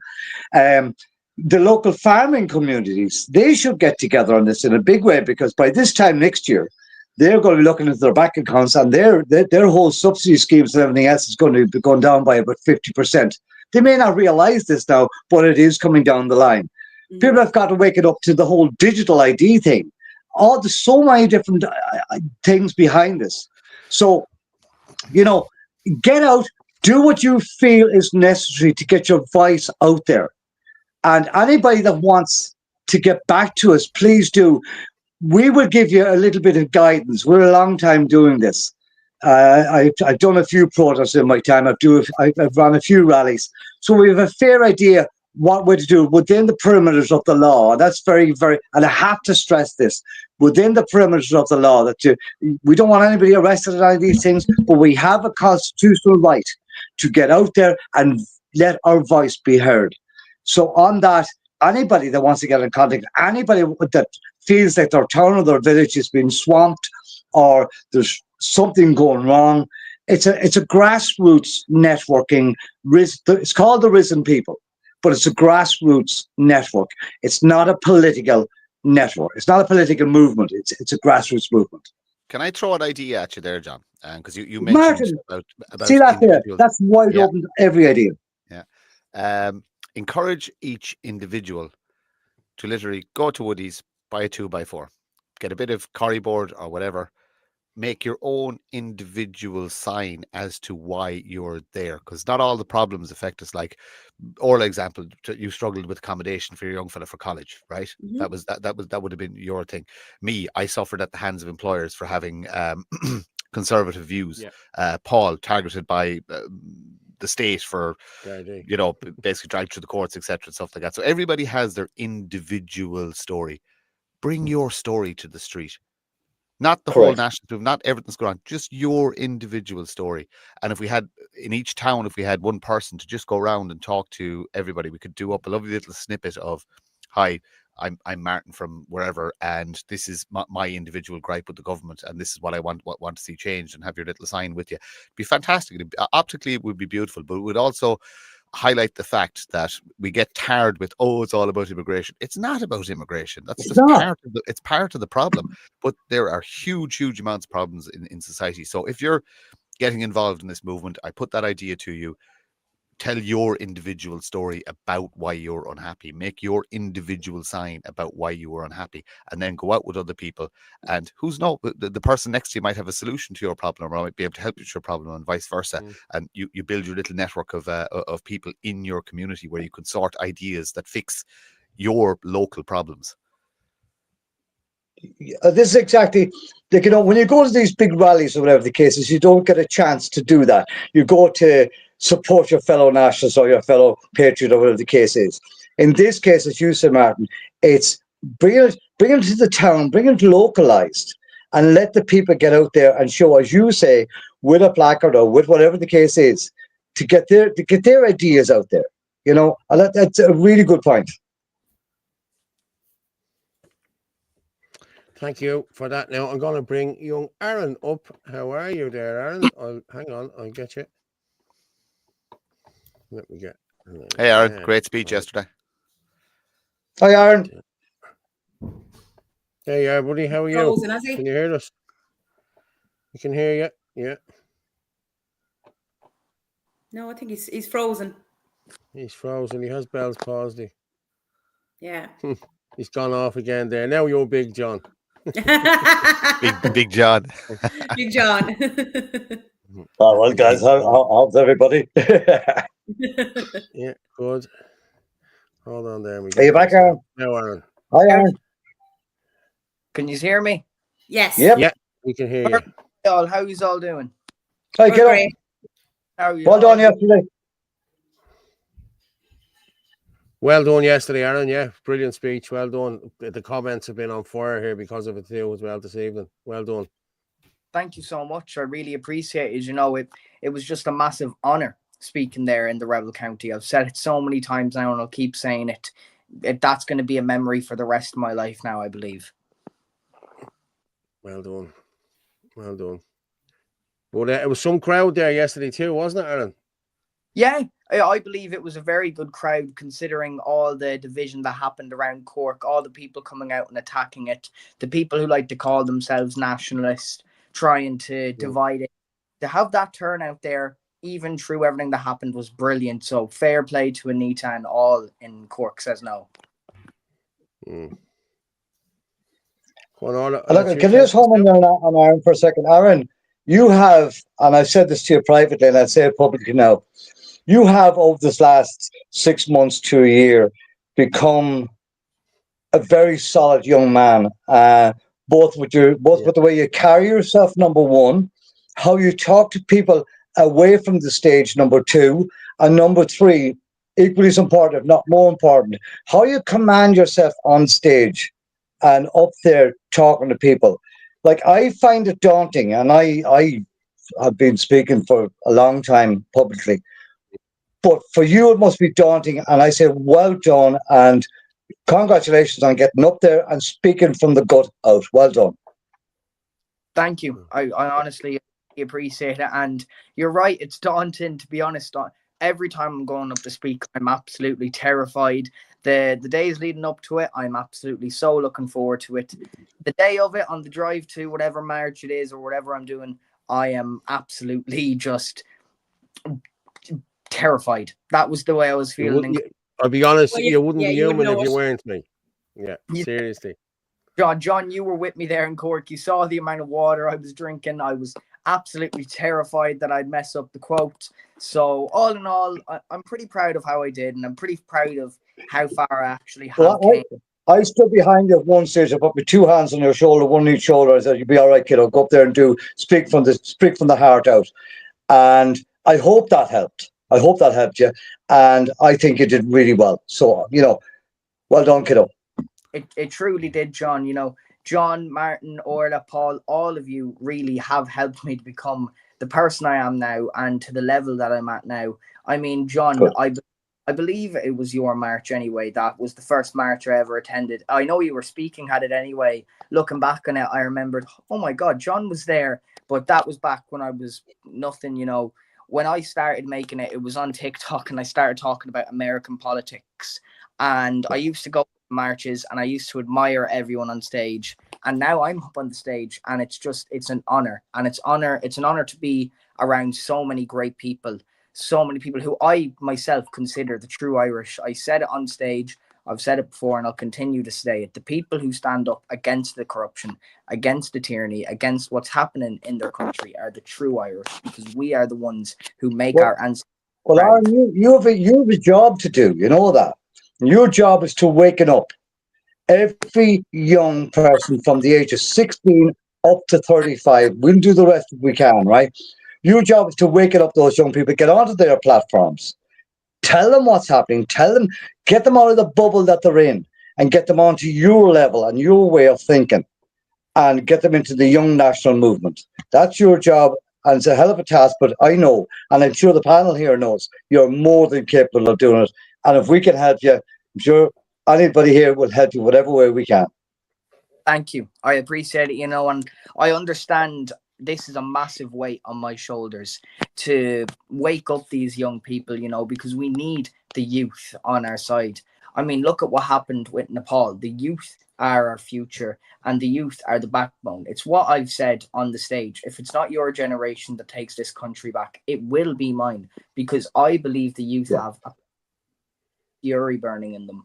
And when enough of them waking up and realize, wait, what did the government do to us? When enough young people realize that the government put out a vaccine, well, what they called a vaccine that murdered people, when the youth find out more about how they left the elderly to die in the nursing homes, that's not going to go down well with them. We are, and excuse my language, I really hate cursing, but we are majorly pissed off with what's going on. And I know I am, because the vaccine, not a course. The so-called vaccine, it took my aunt. It killed my aunt 14 weeks from diagnosis. And every time I step up on a stage, anytime I call out the government and what they've done, I know she's standing behind me, holding my shoulders, just as you. So I continue on this fight for her. I continue on the fight for all the young people. I continue on this fight for my brother and sister, who are the absolute. I'm fighting for their future completely. 100%, Aaron. Well done, man. Well done. Well done. Well said. The younger generation will save the countries, USA, Ireland. It's the woke 30, 40s who have allowed all this corruption and takeovers. I have observed this. I have observed it myself. I'm 57. I've seen this happening. They have the woke agenda in all the colleges. They're all captured. The colleges are. You're seeing exactly what happened there the other night with that chap Elijah Burke. They start heckling them and the whole lot. That young fella is to be cheered on, not heckled. You know what I mean? He's standing up for his rights and he's standing up for his brother's rights. And if these people can't answer a question, they're typical lefties. As soon as you start asking them a question, they turn on you and call you names. That's what they do. That's their tactic. They've no other tactic, only that. So fair play to that young man, Elijah Burke. I hope he really does well. I really do. I just can't understand, Paul, why the audience didn't actually walk out with him. I just can't understand that. Because they're all handpicked. Yeah. No, it's not. It's not handpicked. There's been 20 to 30 years of brainwashing. They believe in Marxism. I have family members that actually openly call themselves I'm a Marxist, I'm a communist, and they're highly intelligent, they're very well educated, but they have no smarts whatsoever. They've literally been allowed themselves to be indoctrinated by an education system that is designed to keep them in line. And they're still, at the end of the day, they're still just a worker bee, the same as the rest of us. They're just a worker bee. They're just they're a willing slave. Is their problem? I've seen it in adult people. I've seen it people that would be of John's generation who spent huge amounts of time in education. And again, completely and utterly brainwashed into entitlement, into belief that they deserve free stuff, and that it's our job to ensure that they keep getting the free stuff. It's very sad. As well as, like, I know there's people who want to tackle government. We also have to tackle the education system. It's something that has to be. We have to rebuild the entire country from the absolute ground up. But getting kids out of the third level education system will be a start. Put your kids into a trade. Discourage them from going to third level. Teach them to get them to do something with their hands. I can agree 100%, Martin. As someone who's young and in a trade, it is honestly the best thing I believe any young person can get into. It'll give you skills for the rest of your life, honestly. 100%, Aaron. Okay, lads, while we're all here, I'm going to just speak about this here. This is from Liam the Butler. Liam the Butler is one of our own, and he does some great research. Yeah, he's I'm brilliant. just going to read this. I'm going to read this. More than 1.1 million of taxpayers' money was spent in 2024 by TDs, ministers and senators on the social media providers, PR communications and secretarial support under the Special Secretarial Allowance, a little-known fund that allows politicians to hire part-time help to outsource public relations and communications work. According to Oireachtas records, the total cost for 2024 was 1.137 million. So 1.1, nearly 1.2 million. While the stated purpose of the allowance is to assist towards expenses rising from secretarial assistance, public relations, information technology, but not web related, and training services. Many payments went to private media and digital companies, including several with personal or political links. Here's the breakdown of some of the disclosed spending. Taoiseach Micheál Martin paid nearly $6,000 to Upload Media Limited, owned by Derek Coyne, a Dublin-based creative media agency offering photography, video and web services. Public Expenditure Minister Jack Chambers paid $5,000 to Communicate International, a strategic communications firm which, according to UK Companies House, was dissolved in March 2025. Former Minister Simon Coveney spent $40,500 with Cameo Communications, a Cork-based PR firm run by David Cronin, who also co-owns the Wild Academy in Cork. Enterprise Minister Peter Burke from Mullingar paid $5,535 to Social Media Elite, a company run by Conor Cochran and Sarah Kiernan, the same couple he met during his visit to Mullingar Business Park. Agriculture Minister Charlie McGonigal paid nearly $5,000 to Fabric Creative Media, owned by Damien Williams and Orla Brandon. Education Minister Norman Foley paid £4,000 to Fogarty Films and another 1,000 to U3 Information owned by Ivan and Deirdre Yates. So Ivan Yates owned it. This was the minister. Housing Minister Dara O'Brien paid 500 to U3. Green Party leader and Environmental Minister paid $3,500 to Sherpa. Minister for State Alan Dillon paid 6,700 digital training institute owned by Joanna Sweeney Burke. However, not all details were made public. Apparently, that there was a lot of redactions on this.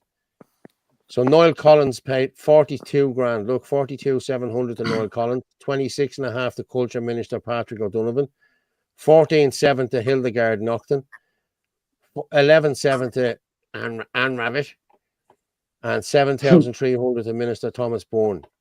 In total, 937 grand was spent on temporary vouched employees, part-time hires or short-term secretarial staff, with the largest individual spenders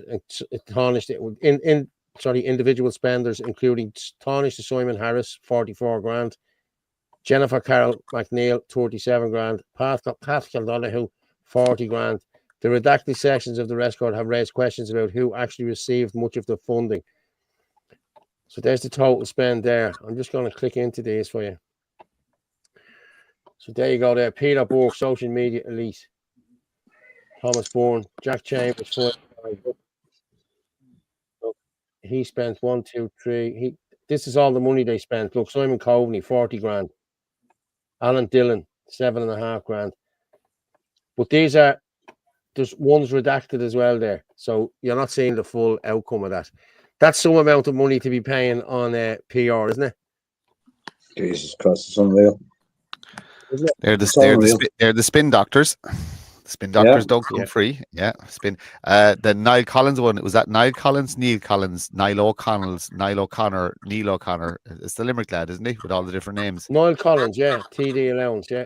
Yeah. But interesting. 18,700. Yeah. Interesting. His is redacted. Yeah. Sean Fleming. I wonder did he pay it to himself? Hildegard Naughton. Well, that's exactly what's happening here, people. You know what I mean? This is just a club. As your man, as Jeff Carling or whatever his name is, George Carling is, this is a club and we're not in it. End of story. That's it. It's money for your mates. That's what it is, you know. Crazy. It's crazy the amount of money that's been spent. It's crazy the amount of money that's been spent here we're not even seeing or hearing about it. So now that it's beginning to come to light. Yeah. After people, that was a freedom of information request, I think, wasn't it? I think that's what, I think it was. Yeah. That's the only way you get anything now, John, is freedom of information. It's the only way. Yeah. But this stuff needs to be put out more and more to show people the money that's been handed out to these people, the money that's been wasted. This is taxpayers' money on utter nonsense. Like, people should be bloody outraged over this. Yeah, someone's just asking there, where's the link to this? This is Liam the Butler. He's on Facebook. He's on Facebook. Liam the Butler is he's on X as well, isn't he? Or TikTok. And he's on X as well, yeah. So it was him who actually put this out. We use a lot of Liam stuff. Yeah. Crazy. All I have never listened to them before. Yeah, okay. Okay, but some amount of money, isn't it? The never ending gravy train. 100%. Exactly what it is. Yeah. I've just been sent in the Michael Leahy video. Will I play the Michael Leahy video? Go for it. I may as well. It's been sent in to me. So why not? Hi, this is Michael Leahy, Chairman of the Interim Committee of the Irish Freedom Party, expressing my thanks to those who voted in our recent vote to expel our former leader, Mr. Herman Kelly, and expressing my thanks to those who came out to vote. It is regrettable that we had to take this course of action. It was always my intention that after the unity talks were concluded that we would have an Ard Fheis and Herman would be free to run for election again. But unfortunately, the course of action that he took in establishing an alternative Ard Corda, an alternative Ard Fheis, at which only 12 people attended, it was a descent into absolute farce. course. The action that he took gave us no alternative but to exclude him from the party. I regret having to do that, but it had to be done. And I'm very sorry to see it, his association with the party ending that way. I now plead with him, of course, to acknowledge this and to accept the situation de facto on the ground. He's been defeated now in 3 consecutive votes. It really is time for him to go. It really is time for him to accept the inevitable. Hopefully he will do that. He will have the common sense to do that, but well, past recent performance doesn't hold out too much hope that he will. It is now time to rebuild our party. I have been contacted by several people who are now happy to rejoin the party now that Herman has finally been ousted, and there have been many defections from the party, particularly since the last election, and they had one common theme, and that was the abrasive style of Mr. Kelly, and he's now gone. It's now time for us to go forward and to look to the future, to look in particular towards a continuing process of unity with other nationalist groups. That was the basis for what we've been doing over the last several months. I had to tread very carefully because, unfortunately, Mr. Kelly was sniping from the background and trying to undermine the process. He's now gone, and we can move forward in a more decided way. I think there are many people who have been wary of the Irish Freedom Party who will now rejoin us. And I think we must also go forward and meet with other groups that we've been reluctant to meet with so far, but now we can do so. It is our intention, of course, to hold an Ardèche in the near future at which a full new leadership team can be elected. And I would appeal to people to come forward within the party, to come forward for taking on roles of leadership, and perhaps the role of leadership, President and Chairman, will be available. So I would appeal to people to examine what they can do, how they can help our country. Our country is in very dire straits. We need an alternative voice. It's not there. It's not being provided by any of the major parties. And the nationalist movement, as we see, is deeply, deeply fractured and divided. And there's a variety of reasons for that. I suspect the actions of external actors in that. But nevertheless, we have kept a consistent line in the Irish Freedom Party of being a moderate, sensible party which tries to bring unity together, tries to bring different people together. And that's what we're going to continue to do so that we can offer an alternative voice to people. The Ardèche will be held within the next few weeks. And again, I appeal to people to get involved and to accept that the party does need support from its members, both financial support and logistical support on the ground. If you're not prepared to roll up your sleeves and get involved, then there probably is no point in being involved in the party. Of course, we accept all the help we can get during election times, but it's the humdrum work of establishing commons, establishing policies, and establishing a process of reaching out to the people. That is the work that pays dividends in the end, and that's what we need to start doing. This is Michael Leahy, Chairman of the Interim Committee. Again, thanking people for voting in accordance with our suggestions and excluding Mr. Kelly from the party. Thank you very much. Well, there you have it. Two things to say on that. Two very interesting things. First of all, go on. Yeah, it's in the comments. Leather jacket. yeah. Secondly, I think he said external actors. Yes. And I think it's the first time he's acknowledged that there are external actors in the movement. And I think maybe he's beginning to find out now that not everybody who claims to be what they're saying they are exactly what they are. And that's very, very interesting. Like I said, look, IFP, nothing to do with me. I will tell you one thing. We got the timeline bang on. We said it would take over a year to come to some sort of resolution. It's probably still not done. It'll probably go to the Electoral Commission, but bang on. We were bang on the timeline. And everything that came to pass, we offered the simplest, quickest, cleanest solution. It was rejected. We moved on. That they're where they are. But very interesting that Michael said that he's acknowledged external actors. Very interesting. Yeah.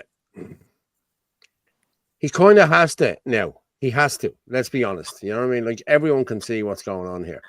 People aren't blind. You know what I mean? Like, I'm in contact with lots and lots of nationalists that don't follow Herman, Malachy, or whoever else. You know what I mean? And they've seen through these people. Okay, they don't want to follow these people anymore. They want something better to follow. You know what I mean?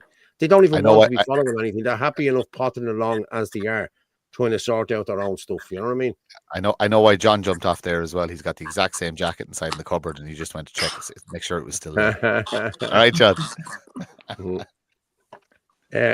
Herman Kelly won't acknowledge this vote. Only way to get rid of Kelly is through the Electoral Commission, like Patrick Quinlan did. Herman will have another hit piece video tomorrow to claim he's still the president. Yeah, well, this is like, guys. Okay, I'm gonna be honest with you. Okay, I was a big fan of Herman Kelly's while I was in the party. I was nobody. You know yourself, like I was putting him out there all the time as the best leader for this and the best leader for that, which I thought he was at the time.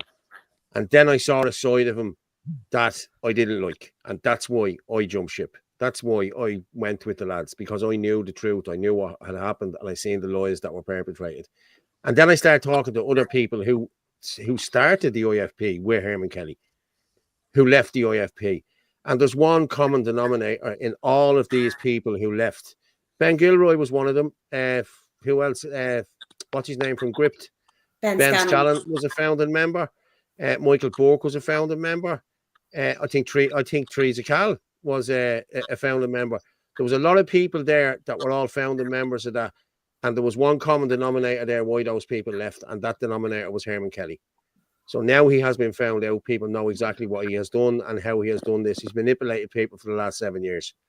It's not going to happen anymore. He should be gone out of nationalism. End of story. I'll put my hand up to say he has done sterling work over the years.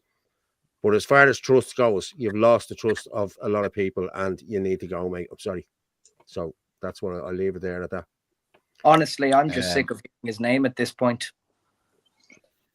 Yeah. What's the story with him and this new Kieran Kelly party? Is he part of that or is he not part of that? What's the story? Yes. He is. What was that?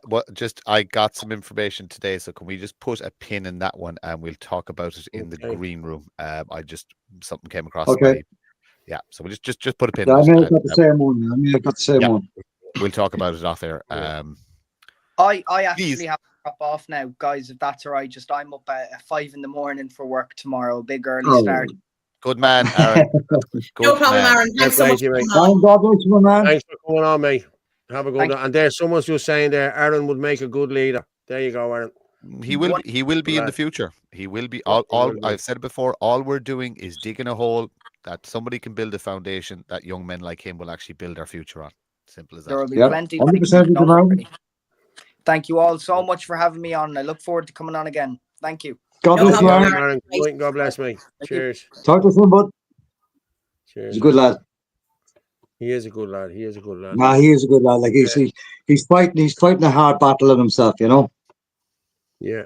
Someone just saying there, Herman was often on TV3 Virgin Media. That would have to tell everything. Nobody else from the nationalist movement would get in the door of that station. Well, okay, I'm going to address that. Herman was the darling of Brexit. Let's be honest about it. Everybody loved Herman. They wanted having him on the shows. They wanted him talking about Brexit. They wanted him talking about everything. And he was very good at what he did. You know what I mean? So I don't, that comment doesn't really, that's why he was there. He was there on merit because he knew what he was talking about. I wish he'd ever just fuck off back to Brussels now and leave Ireland to sort out itself. That's, yeah. Told us to trust. Yeah. Herman Kelly, that told us to trust the government during COVID and tweeted a picture of his newly painted deck chairs. Talk about slow to see. Yeah, well, okay. I was slow to see it as well, mate. I was. So, God bless Aaron. Yeah. Okay. Can I just throw something in here for a second? Right, we'll come back to the 25th. I didn't mention it there, and I meant to mention it. There are, and we're doing this ourselves up in Dublin at the GPO. Not on the day, but at that night. Limerick, Ross Lair, I think, as far as I know, whatever it is, and others are jumping on board on this as well. At the GPO on that night, we're actually highlighting the homeless situation again by doing a camp out, right? This is a follow-up to what we did at Leinster House, going back a few months ago. Martin, you were there. And I'm just letting everybody know that is happening on the same day, that evening. So anybody wants to hop on board with that, bring a tent, bring a sleeping bag, highlight the homeless. That's in there as well. All right. So thank you for that. Good stuff. Very good. Very good. I make no And- promises this time. After the last time, I know, Martin, you were great to have you there the last time. You kept me going. Yeah. And And I John, just want to highlight if this as people- well. if- Sorry. Yeah, sorry. I just want to highlight this as well. Are you on day 20 today outside the Dáil? Or is it 21? I'd say it's more than that. It's probably 21 or 22, I think. Yeah, it's 21, I think it is. And these Yeah, because people I put them up a sick. couple of days ago, and I think that was day 18, and I think that was maybe 2 Yeah. days ago. God bless them. Yeah. Unreal. These Unreal people what need they're your going help. through. Yeah, drop out and see them. Drop out and have a chat with them. Yeah. Stand beside them there if you can, people, because they really need your help, and they're starting to look unwell, really unwell at this And moment. these people are What's older. wrong? That is so wrong. Nobody should go through that. Yeah. No. Yeah. That's so It's wrong. horrendous. They should just give those people. Now, there's 400 of those people that need this, you know what I mean? And it's not just them 4 that's there, but they're the 4 that have made a stand. And I'll.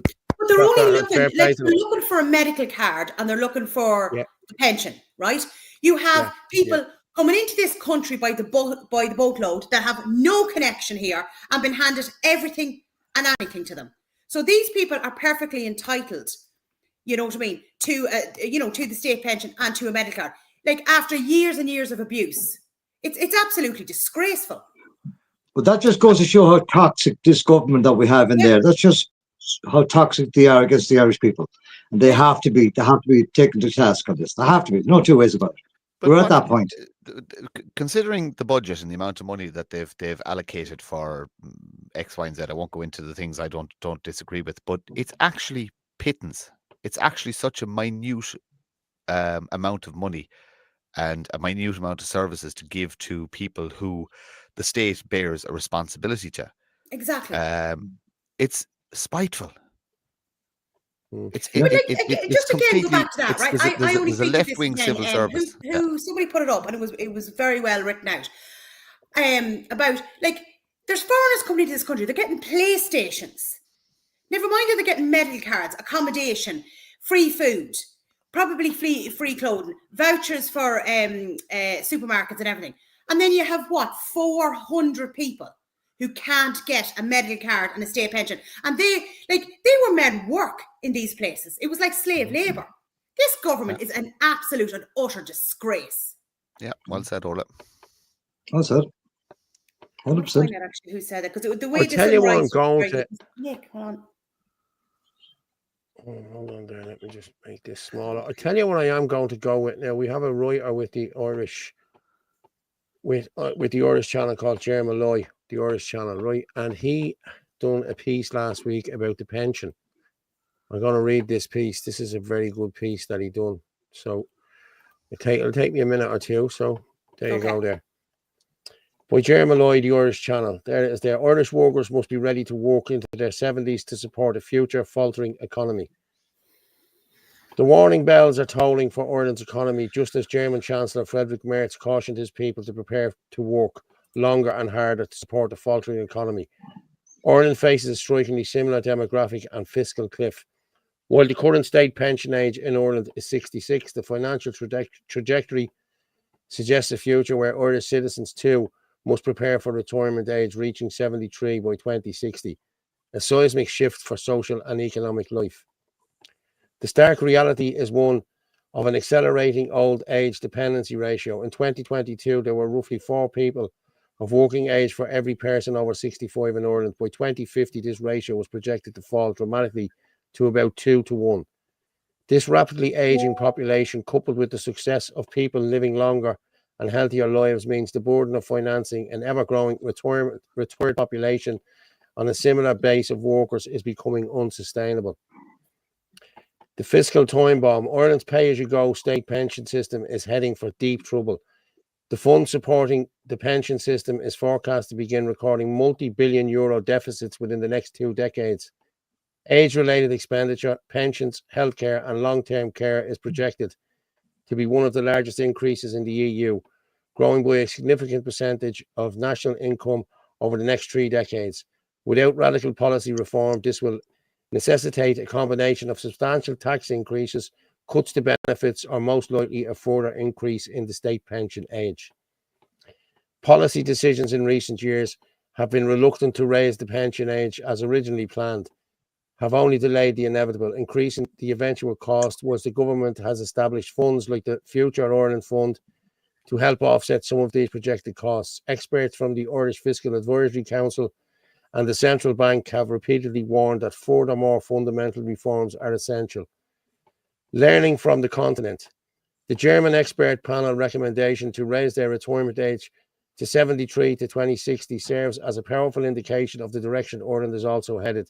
Ireland's demographic transition is one of the fastest in Europe, moving from one of the youngest populations to one of the oldest in a relatively short time frame. This rapid shift necessitates proactive and long-term planning. A phased increase in the state pension age to 67 by 2031, as previously recommended by the Pensions Commissions, may only be the first step to achieve genuine long-term fiscal stability, particularly with the scale of projected age-related expenditure. A gradual decades-long increase towards 73, mirroring the German discussion, appears necessary. Nearly finished. The new social contract. The conversation must now shift. It's no longer about if people will walk into their late 60s and 70s, but how this will be managed fairly. Policy must support flexible working options, combat ageism in the labour market, and invest in reskilling and help to ensure that those who are required to work longer are able to do so in quality, sustainable employment. The alternative, a reliance on higher taxes and mounting national debt, will disproportionately impact younger generations, diminishing their living standards for the sustainability of the state's finances and intergenerational fairness. The Irish public must accept a new social contract demanding a longer working life. It is only fiscal prudent path towards securing the national finances. So there you go. That was from a guy that we have, Jeremy Malloy. He's with the Irish Channel, and he wrote that article. And Absolutely, that's exactly what's happening. Fantastically written. Now I'm gonna just throw a couple of points out there. So this can be argued as to why the government decided and said in the Dáil they needed to increase the population of Ireland. They're bringing in all these people to support the pension, but pay taxes, etc., etc., etc. More people working. Now that is the first lie that was told, because these people are actually a drain on the economy completely, and they're never going to work, and they're just going to breed, and they're going to be on social welfare, and etc., etc., etc. So we know all that. These plans to make you work until you're nearly dead, and then you know what's coming after this. It's they're doing it in Canada, they're doing it in certain EU states. There's the suicide machine. Don't be a burden on your children or your grandchildren. Get into the suicide machine. So that's another thing. There's a very, very simple solution to this problem of the aging population. Encourage your indigenous population to have larger families. Aim for a society where a single income, this can all be done, where a single income is enough. Mom or dad, whoever stays at home, minds the children, have 5 or 6 children, nice big family, live a comfortable life.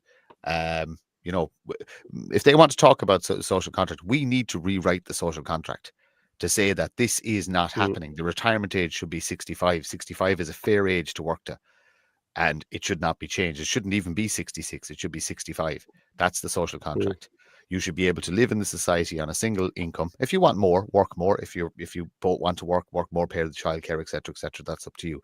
But we need to build a society where you must work. At least one person must work, but you can live on a single wage.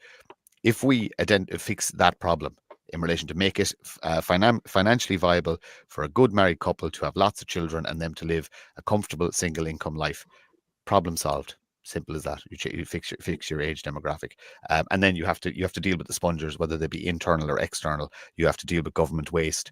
You have to deal with cronyism. You have to deal with the brown envelopes, etc., etc., etc. But the biggest thing is if you can encourage a woman to happily have 4 or 5 children, live a nice life with a good husband, problem solved. You do not have to worry about what's going to happen in 50, 60 years, because you will have the workforce, the indigenous workforce, well-educated, well-skilled to self-sustain the economy. You don't need to import workers. You don't need to make people work till their dying day.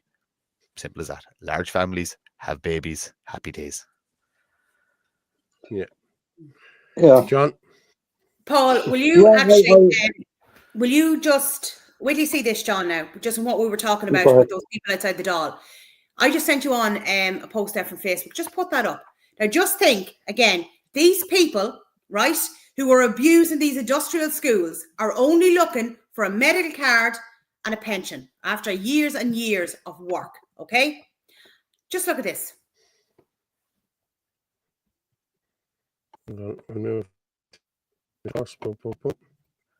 We need background music. Is this the post you put up, Orla?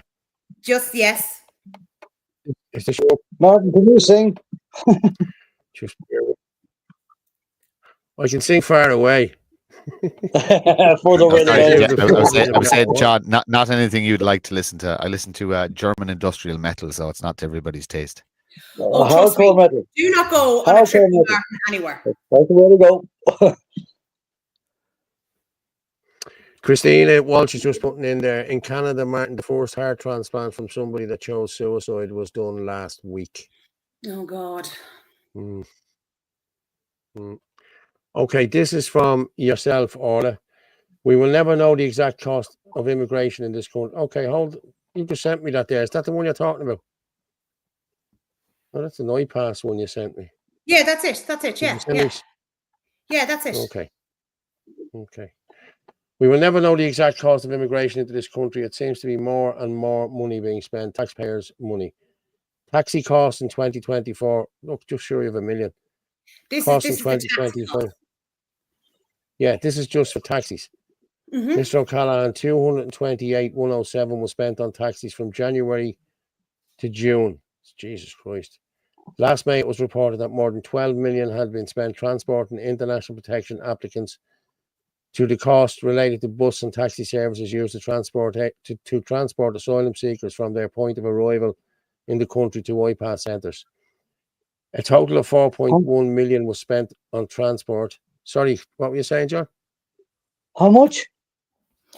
4.12 million. Yeah. Sorry, go on.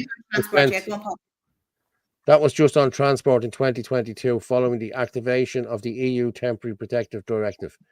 And the bill increased to 4.75 million the following year before falling to 2.43 million in 2024. The IPAS system involves groups of residents arriving, leaving, and moving to different centres each week for a range of reasons. Transport is not required as part of some residents' moves. There's the articles there. 1.1 million spent on taxis for IPAS. That was from the other day. Justice Miller, Jim O'Callaghan. Yeah, there you go. So now, just look at those figures. And our own Irish people, after years of abuse, are not even given a medical card. Yeah. Sickening, isn't it? Yeah. But yet, the people of this country are sitting back, doing fuck all about it, and taking it on the chin and saying, yeah, look, actually, look, they have to be helped. Because it doesn't affect them, John. Doesn't It affect just, them. you just hit the point there. I was talking to a man this evening down in Spar, and he says to me, I seen you were in Cork. Yes, I said, yeah, I was, yeah. And I said, look, we're just talking about the general gist of things, right? I said, you know something? What is wrong with the farmers that are not getting out? Because by this time next year, their farming subsidies are going to be cut in half, right? He says, well, John, the reason being there is that it's not affecting them now. They're waiting for it to affect them like down the line. But it will affect them. And then it's too late. It'll soon, John, when they've no cattle. When the cattle have been sent in from Argentina and our own 200 million cattle are going to be slaughtered. So, but why are the farmers not seeing this? Because I can't understand that. Even down to we were one of the biggest nations for growing potatoes. Yeah. Now we're importing the bloody things. Yeah. Jesus H. Christ. They've sold us out. They've sold everything out at this stage. Yeah, that's it. Agreed. I didn't get a chance yesterday, but I saw a video on barley. You know, there was farmers giving out about the barley, that seemingly the barley in this country is excellent, but they're bringing in cheap barley from other countries. Yeah. You know, because before I did something on it. But there you go again. Why are we importing stuff that we can have here? The simple reason is the cost of the materials to grow your barley, the cost of all the labor on it and everything else is phenomenal. we can't afford to grow it now. We can buy it in cheaper from a foreign country because this government has taxed it to fucking health. That's what the problem is. So it all goes back. Yeah, the quality. It all goes back to government. Angela Leggett is just putting in there. A guy from the HSE has visited my elderly mother 3 times, uninvited, with brochures about nursing homes and selling her house. He was there again last Wednesday. So this is the 4th time coming. I kick him out the frigging gate. Yeah. It'd be great to Angela, if you can ever catch that on camera, it would be fantastic. We get this guy, because they're unsolicited visits, and you are perfectly entitled to record somebody at your door. So this is sort of stuff we have to expose. Yeah. And what do we say? It was, first of all, we have to look after Granny. Now it's we have to kick Granny out of her home, and then we have to kill Granny. Yeah. You've just hit on the head. So let's get rid of Granny.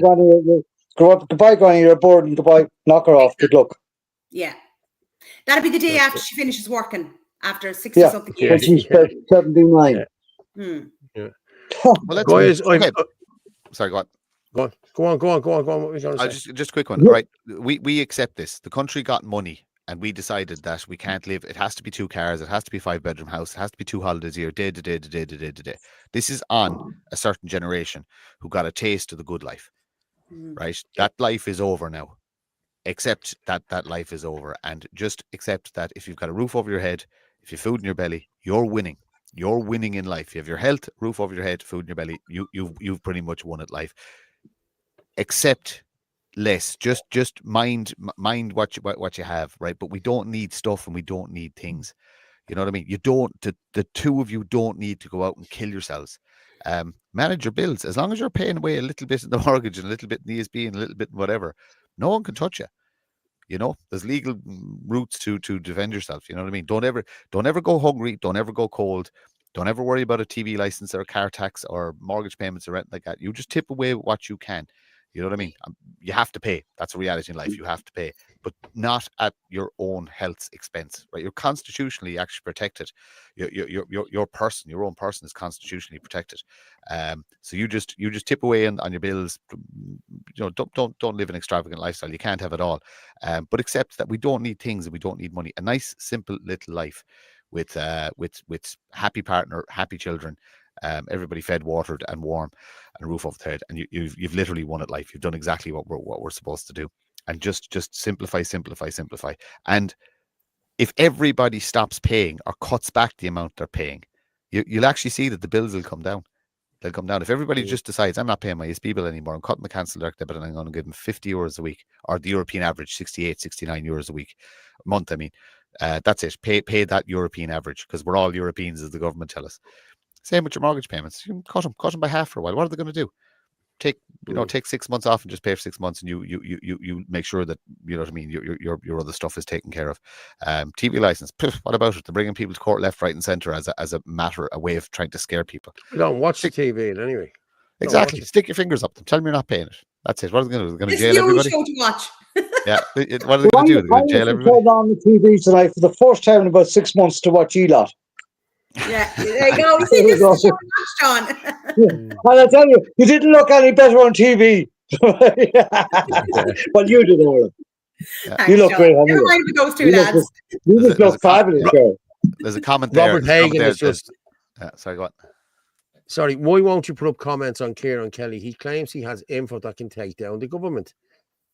He claims he has lots of things. I've yet to see any of these things. Where is all this info? Yeah, he's spinning as a yarn, lads. He's, catchy monkey. You know what I mean? He's falling for his bullshit. I'm not falling for his bullshit. He puts out this carrot in front of the donkey, and the donkey is running after the carrot. Yeah, now you have it. I don't trust it. Put my finger on it. Yeah. Anthony Mulcahy wants to keep people out of nursing homes. Was a horrific case on Limerick Post paper of elderly woman with 2 broken legs left for a week before taken to hospital. That is disgusting. Oh my God. Jesus Christ. Disgusting. No, there's so much. This is the only show. Chris Bourne, Orla, Paul Martin, and John. This is the only show to watch nowadays. Fair play to you, Chris. Fair play to you. And any animal lovers can watch Angel appearing most Yeah, weeks. Yeah. But on Either a or. very serious note, though, we're coming into what's going to be probably a very cold winter and a harsh winter. The government will give out there in a budget a €10 increase to the elderly for God knows what, right? But that will not be paid till next April or whatever. But Yeah, yet, to in get the the meantime, freezing your and bag all. of coal has gone up to €15, your gas has gone up to €32 for a bottle of gas, and so on. These people, these elderly that are out there, and they are out there and living on their own, I know an awful lot of them, have a decision to make this winter. Do I eat that can of beans or do I light my fire? And Exactly, that John. is the harsh fucking reality of it. Exactly. That lady, And apparently that lady died. I came across that several Oh, times no. as well. So that's 100% true. Do you know? And and- there's no credits this year either. So like the elderly are really going to struggle between. Angie, if you know, you've electricity links and to heat. that story, will you just will you send it on to the show? Yeah, Send it and on Bring to it the on show, then, Angie, yeah. please. Please. And then like you look at like nothing given towards the cost of living crisis and so on down the line, and yet we have allegedly, and this is an alleged figure of 16,700 homeless, which is probably up around the 22,000 mark. Christ almighty. It's gut wrenching, it's sickness, it's all those things all rolled into one. And we have to do something about it. Well, I don't locally, give a shit what it is, but again, we have to do something. John, this is something that you could promote locally as well as that little protest, right? And it was done. Tom McDonald did it through Gavon Spaces. Remember during that after the storm, Yes, I they remember that. did a GoFundMe and they bought coal and fire. Again, locally, you can do that. You can identify the vulnerable people in your locality. Somebody's living on their own, and literally do a bit of local fundraising, buy a few bags of timber, and literally land them to the door. That's yours. It's the best we can do, but it's a couple of nights of warmth. If every person can do that, that's actually good work. You know what I mean? And it doesn't matter about the politics or anything else like that. You've done something good. Local fundraisers, raise a bit of money, fill a van full of coal or whatever, but well, not that shite.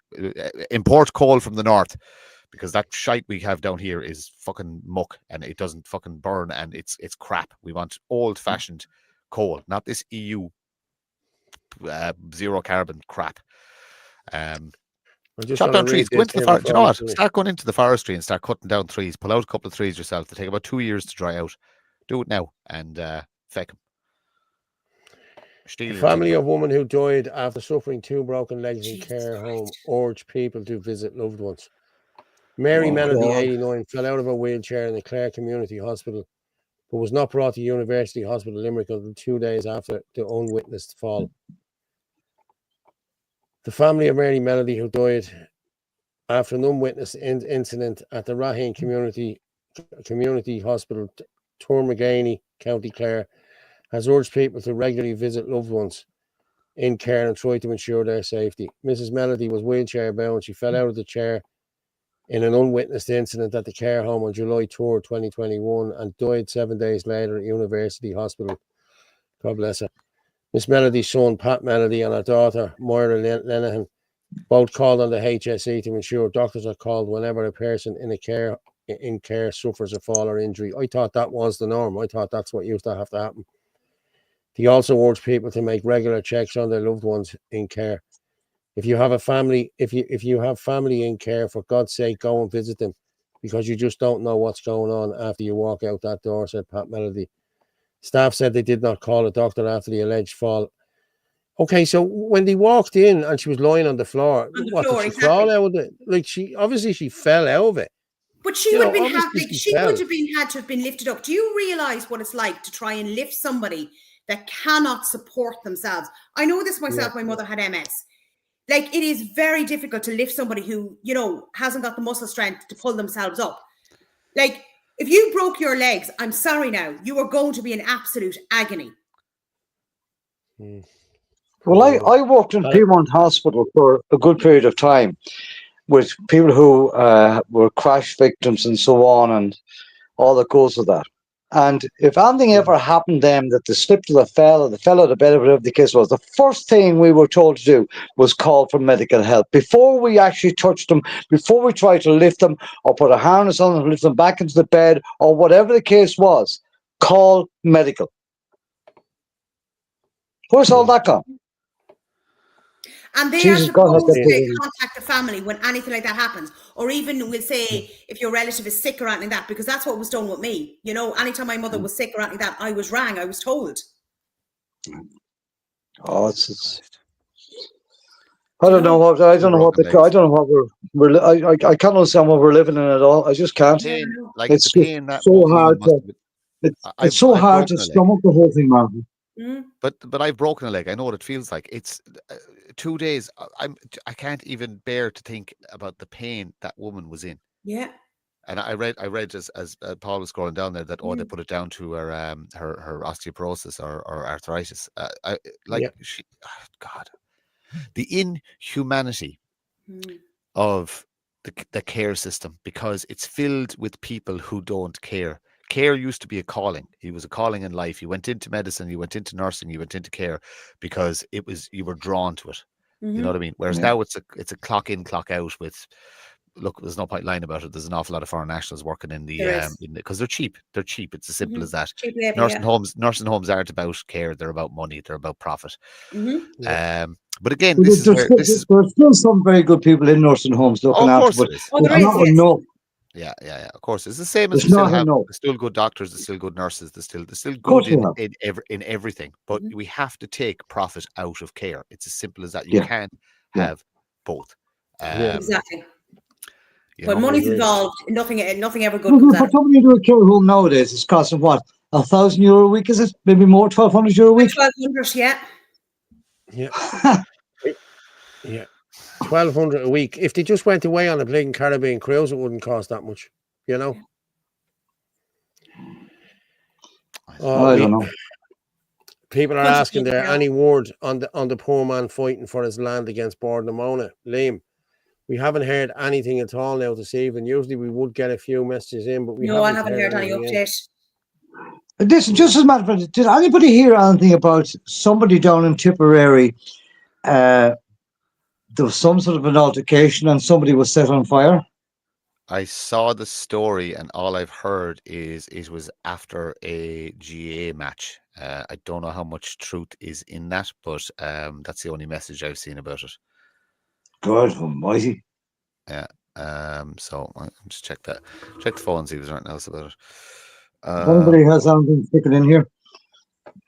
Yeah, throw it in there. If anyone has anything. The Bordamona, I love your backdrop there, Paul. Where'd you get that? That's the line. That's the line. That's good. Near the Eat you up end there, of the man. show. Yeah. Going back to that Bordamona thing, that's crazy. That is just crazy what's happening down there. Yeah, and that's the man's land. Like, it's Do just you like that one, John? Do you like that one, John? Yeah, that's better. That's yeah, I like that. Yeah, I like that. We go with that. See my flag in the background? You see the flag in the background there? Oh yes. Yeah. That's my pride and joy. Anyway, no, that's crazy what's happening down there. And as far as from what I'm aware, that man that owns the land, I think he's in hospital, isn't he, at the moment? He's Someone saying not there, well. it was apparently a drug dealer, Martin. I don't know how. Well, usually all of these things come back to drugs in any way, don't they? I know better than to comment on that, given. No comment. Say nothing. Say nothing. Comment. Quiet, Martin. Next topic, Okay. please. But what I will say is, and I'm going to say it every single time I get the opportunity to be on air, drugs is a huge problem in our society. Drugs break men's spirit and turns them into weaklings. We need to eliminate drug use from society. I know you're never going to win the battle, but we need to do everything in our power not to normalize it or accept it, especially cocaine use, because that is the prevalent one that seems to have been accepted in society when it shouldn't be. And I know there's a lot more stuff coming in the fentanyl. And it's in every town and every village in this country. Yeah, it needs to be removed. And again, locally, people need to band together and tell the local people that we're not accepting that behavior. take it elsewhere, and we'll push them all, push them out of the local communities. We'll eventually push them back into the cities, and eventually, hopefully, we'll push them out of society forever. You cannot be a good mom, you cannot be a good dad if you are on blow. It's as simple as that. Or if you're excessively smoking weed, or if you're excessively drinking. Okay, you just can't. So do better as humans. The unfortunate thing is that so many people get so addicted to this stuff, and they go down that path, and it's a horrible path for them to go down. They need the support as well, and I'm not saying, but they do need support. This program, the programs there, they should be funded. It should be every single opportunity should be given to people to get out from under it, because you were trapped and you were captured. And look, drink is the same, weed is the same. I've wrote a policy called Grow Your Own. If I ever get into power or get anywhere close to it, I'll be pushing that for legalized weed. Grow your own, no profit to be made from it. If you want to grow your own little weed plant in the back garden, that's fine, that's grand. You're not allowed to sell it. Use it yourself, but that's it. That's the only thing that I would accept. And like I said, drink less. As you said, the big problem is the amount of money that can be made of destroying people's lives. Yeah. That's what your dealer doesn't care about you, just in case you think he does. Yeah. Cares about the money. Yeah. Exactly. Anyway, folks, it's my birthday tomorrow. I just thought to tell you all it's my birthday tomorrow. Happy birthday, John. Happy birthday. Happy birthday, John. I'm 50 again. Good stuff. 21 again. So am I. 51 again. It's great to be able to repeat the old age. Are you hitting you're hitting one with a 0, is it, or is one with a 1? Is it the one with the 0? Sorry? Are you hitting one with a 0? No, Martin. I'd be reluctant to say any more. I think you're hitting you're one with right a 0. too, John. A gentleman never tells his age. Correct. Thank you, Paul. Unless you're Paul and you're 164 years old. Yeah, you can also boys what you want. I don't really. Well, care. you what I'll say to you is, John, you put a lot of younger men to shame. So you do. Well, thank you. I appreciate that. No, look, I do what I do because I love what I do. No, I do what I do, and I love what I do. And if I can go out there like the rest of you here on this channel, if we can go out there and if we can empower people to do better for themselves and stand up for themselves, great. That's simple. Lads, on that note, I'm going to drop you down. John, I'm going to drop you down. You can wait down there in the green room for a minute. We'll talk in a minute. God bless you. Thank you. Thank you. you. Thank you very much. Thanks for coming on, John. Thank you, everybody. Thanks, John. Appreciate it. Cheers, mate. Cheers. Martin, thank you very much as well. And it's been emotional with you too. I will talk to you in a few minutes. Orla, as always, you've shone through again. You're brilliant. Listen, I'll talk to you in a minute. Thanks very much for tonight, hon. Cheers. I'll drop you down. And there you have it, people. We're finished for the night now. And like I say, every night that we're finishing up here, the truth is like a lion. You don't have to defend it. You just let it loose and it will defend itself. Good night. God bless.